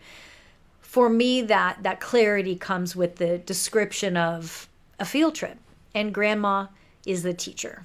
Let's read a true, scary story. Welcome to the Creepy Cozy Cottage where creepy and cozy meet. So grab a plushie and get cozy because it's creepy cozy time at the Creepy Cozy Cottage. I worked for a security company. I used to have to do nightly rounds in an old dilapidated building, which used to be a newspaper printing press and journalist offices. Usually I would do these rounds around 3 or 4 a.m. The building was 5 stories, and on each level there were small metal cylinders attached to the walls and doorways, which necessitated the usage of a deggy stick, which I'd press onto the points which registered to the main office to prove I was doing all 5 floors, end to end. Some of the building was lit as during the day. Workers would be inside serving the electrical panels or tearing apart floors. When I did these rounds, nobody but me would be in the building. It had a cold chill inside at the time from the winter air. Walking through a large abandoned building in dead silence, I admit, was somewhat creepy. The smell was old and stale. Sometimes I'd hear strange noises, but nothing too serious. I felt generally comfortable in the building, except on one floor. Floor 3. One end of the floor was lit by an overhead light around the staircase, but the other end, which stretched a good 10 or 15 yards, was pitch black. Whenever I'd make my way down the hallway, which you could only go left, to another hallway, to which eventually led to an open room with short, segmented cubicle walls, previously an office floor, and on the other side, dark, open bathrooms, which looked like something out of Silent Hill, I always felt uneasy. That feeling some get when they say it felt like I was being watched? Yeah, that was me. One night, while I was making my way through the darkness on that floor, I felt something touch the back of my neck. I swatted at it thinking maybe a spider had landed on me, but no, nothing there. I shone my flashlight everywhere and found nothing.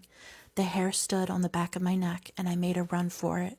I looked back behind me, ignoring the deggy point I had to hit, which involved me walking the full stretch of the hallway, through a door to another creepy, dark room, hitting my point and going back to the eerie hallway, and finally back to the light. And I swear I saw a shadowy mass moving about near the dreaded bathrooms. Later that night, I went to evaluate a guard at another site who used to work in the building 4 years ago. I started to tell him about the building. I said to him, I get weird vibes, and he immediately interjected with, the 3rd floor. I was dumbfounded and my creep meter shot so high it broke the glass. I asked him what he meant by that before revealing my story. He told me that a woman had unalived herself on that floor.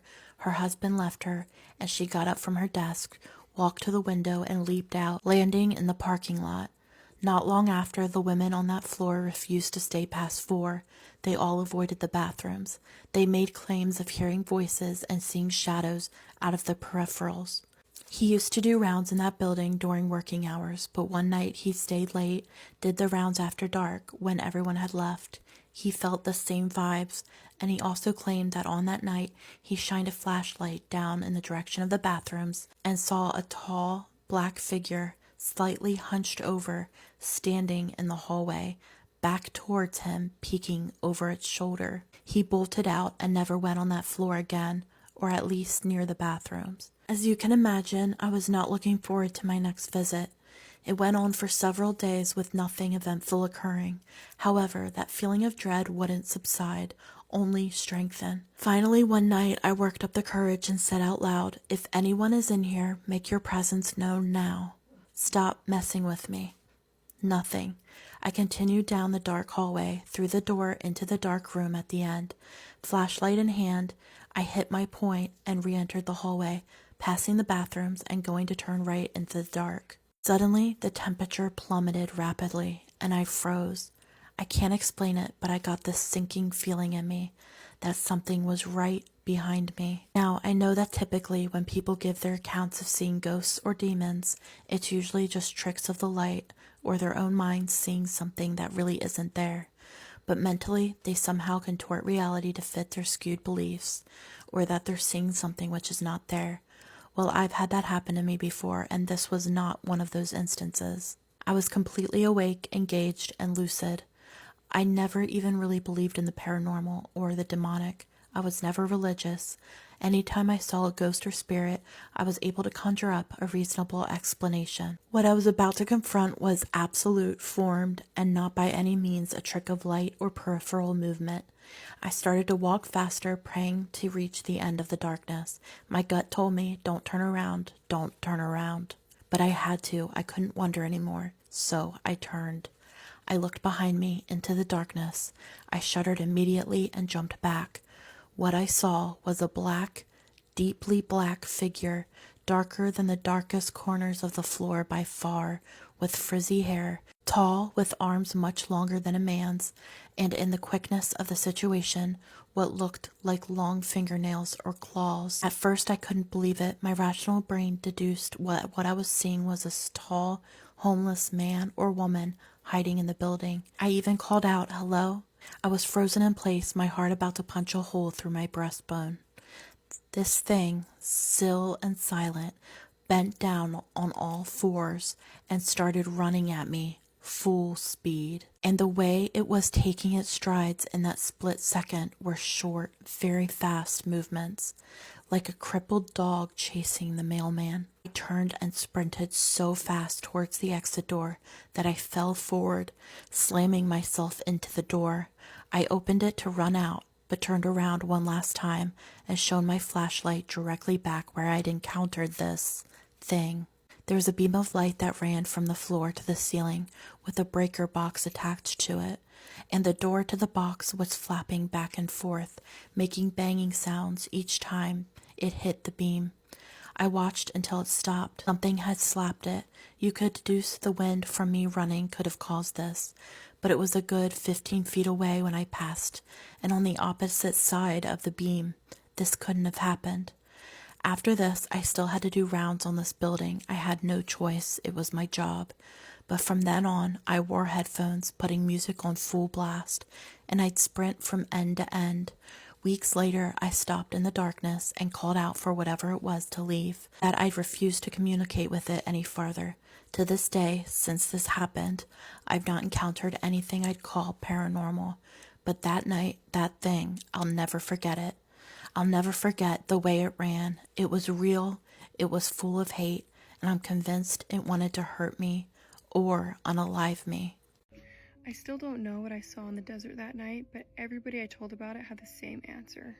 This took place about 3 years ago, and I was driving through northern Arizona with one of my cousins. We were just driving back from visiting a couple of friends together. It was late, the roads were very empty. I think the nearest town was probably about 30 miles away. That's when we noticed something standing on the side of the road. At first we thought it was a deer, but the closer we got, the more we noticed that it was standing upright, and its arms were like dangling, like very, very close to its knees. My cousin slowed down for just a tidbit until we realized that whatever it was not wearing any clothes, and the flesh on it was a very gray tint. It was super, super thin. You could see its rib cage through the skin, and as we got closer, the lights didn't seem to affect it at all. As we were passing it, its head literally followed us. Neither of us said a word. I think we were just both kind of speechless at what we just saw. And then about a mile down the road, we looked at each other like, what was that? Neither of us knew. We've never seen anything like it before. 10 minutes later, we hit a gas station. We decided to go inside to get a couple of snacks. I guess the cashier could tell that we were a little bit off or we looked a little shaken. I'm not sure how they knew. But they asked if we were okay, and so we told them what we saw like a few miles back. And he got really quiet and he was like, "Oh, like, did it move?" And I said, "Only its head." And then he said, "Good." And then he got a little closer to us, like, kind of like on his desk or whatever at the gas station. And he said, "If it would have followed your truck, I wouldn't have stopped." And then an older gentleman interrupted our conversation. This was the weirdest, like, conversation I've ever had. An older gentleman, he interrupted and he said, "Whatever it is you think you saw, don't go looking for it." And so I asked him, "What do you think it was?" And then he told me that people have different names for it. After that, my cousin and I, we didn't really know what else to say, so we grabbed our coffee, we walked back out, and we finished our drive home. The next morning, I got very curious, and I started to do some research online, and I started looking up things like folklore, creatures, or different animals, or I just put in, like, descriptive words about it just to see what would pull up.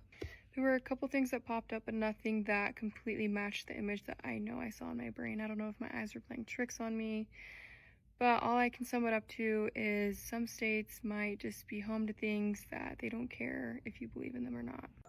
What would you do if you woke up at 3 a.m. and saw your significant other standing on the edge of the roof? Let me read you a scary story. I've been with my girlfriend for almost 2 years. She's always been a little quiet and private, but over the past few months, something has changed, and I can't keep pretending it's normal.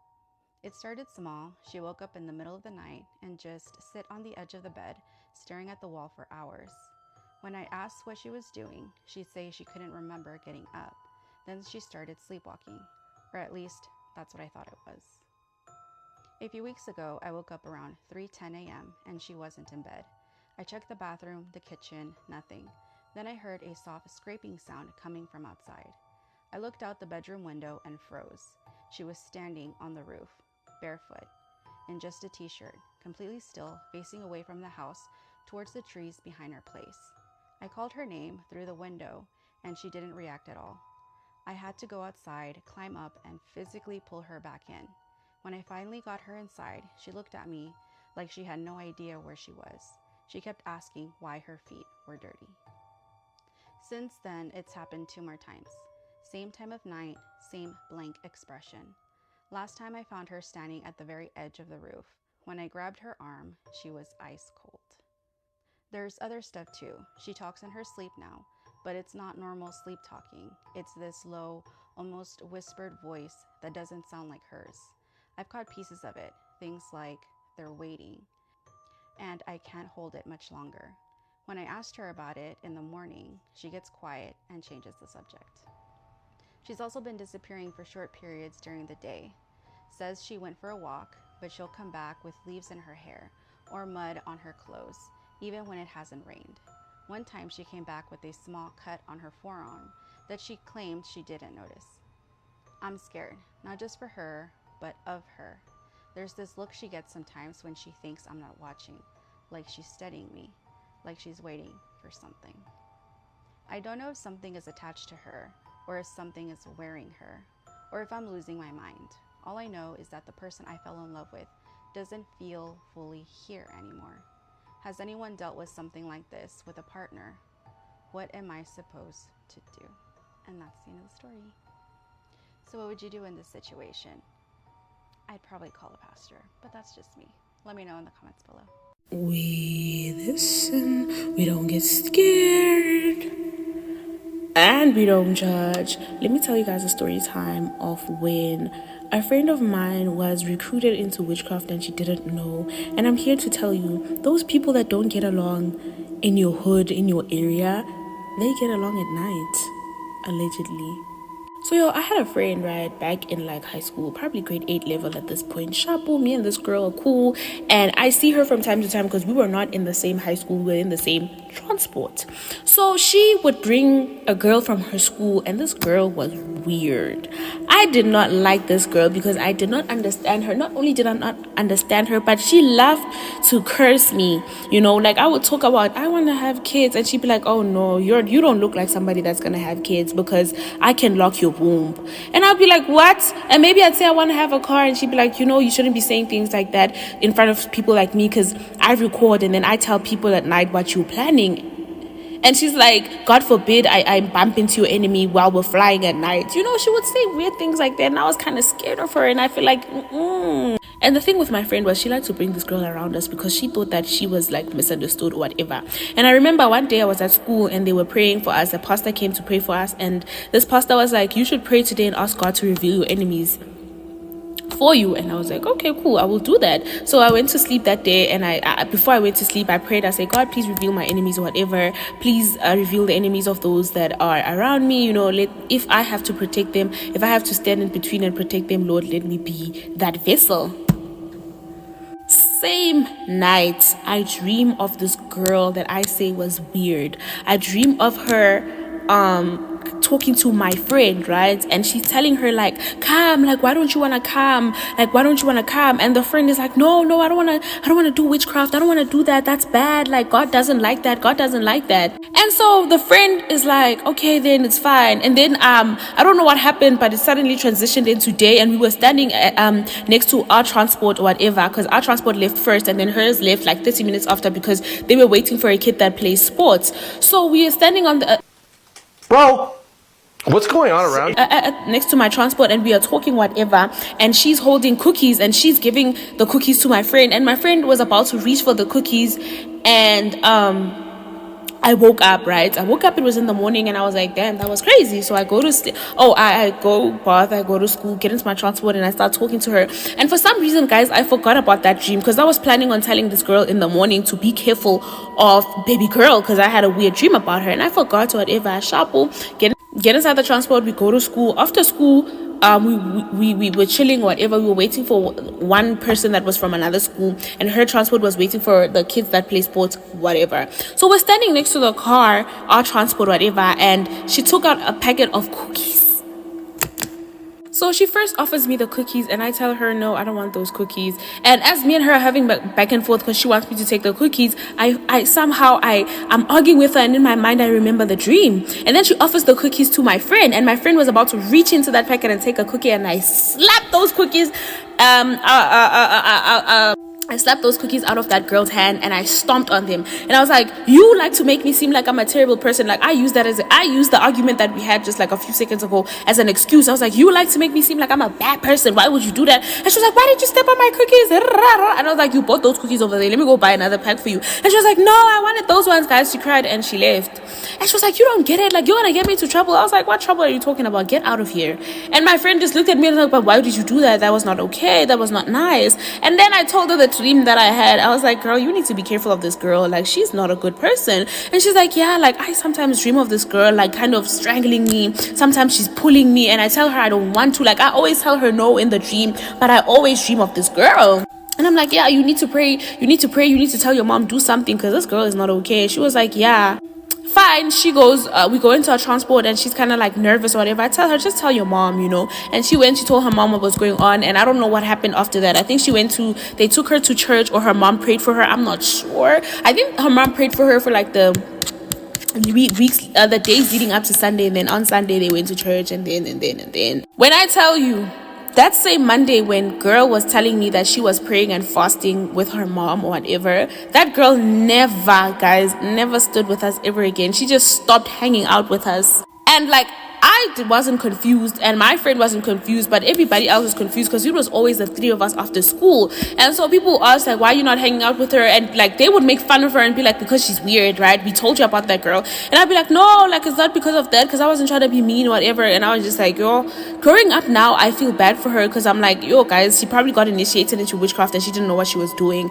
And after a couple of months of us not really speaking, she started like trying to talk to me or whatever, and I gave her the benefit of the doubt. And when I tell you, I started dreaming of this girl like feeding me, and she would guys, every single time, like, I'm a big girl, I like food. She would ask me during the day, and she would ask me like, what kind of food do you like? And I'd be like, oh, I like KFC, I like this, I like that, I like that. And when I tell you, in the dream, that she would be there on a table and the food would be there, and I would eat the food. I would eat the food until I told the girl that I was friends with that used to be friends with her. I told her, and she was like, I told you, why would you start hanging out with that girl again, whatever. And she was like, I'll tell my mom to pray for you, and we will pray. And I used to pray for myself as well, and her mom would be praying for me, because sometimes her mom would send me a voice note and say, please don't forget, this is the scriptures that we're reading, this is what we're praying with. And I was like, nice. And we would pray, and this girl would stay away from us. Every single time we pray, she would disappear and not talk to us. And then after a couple of weeks or months, she would try to talk to us again, and it's no. It got to a point where I was just like, no, hopefully she's doing better, hopefully she got saved, because girl,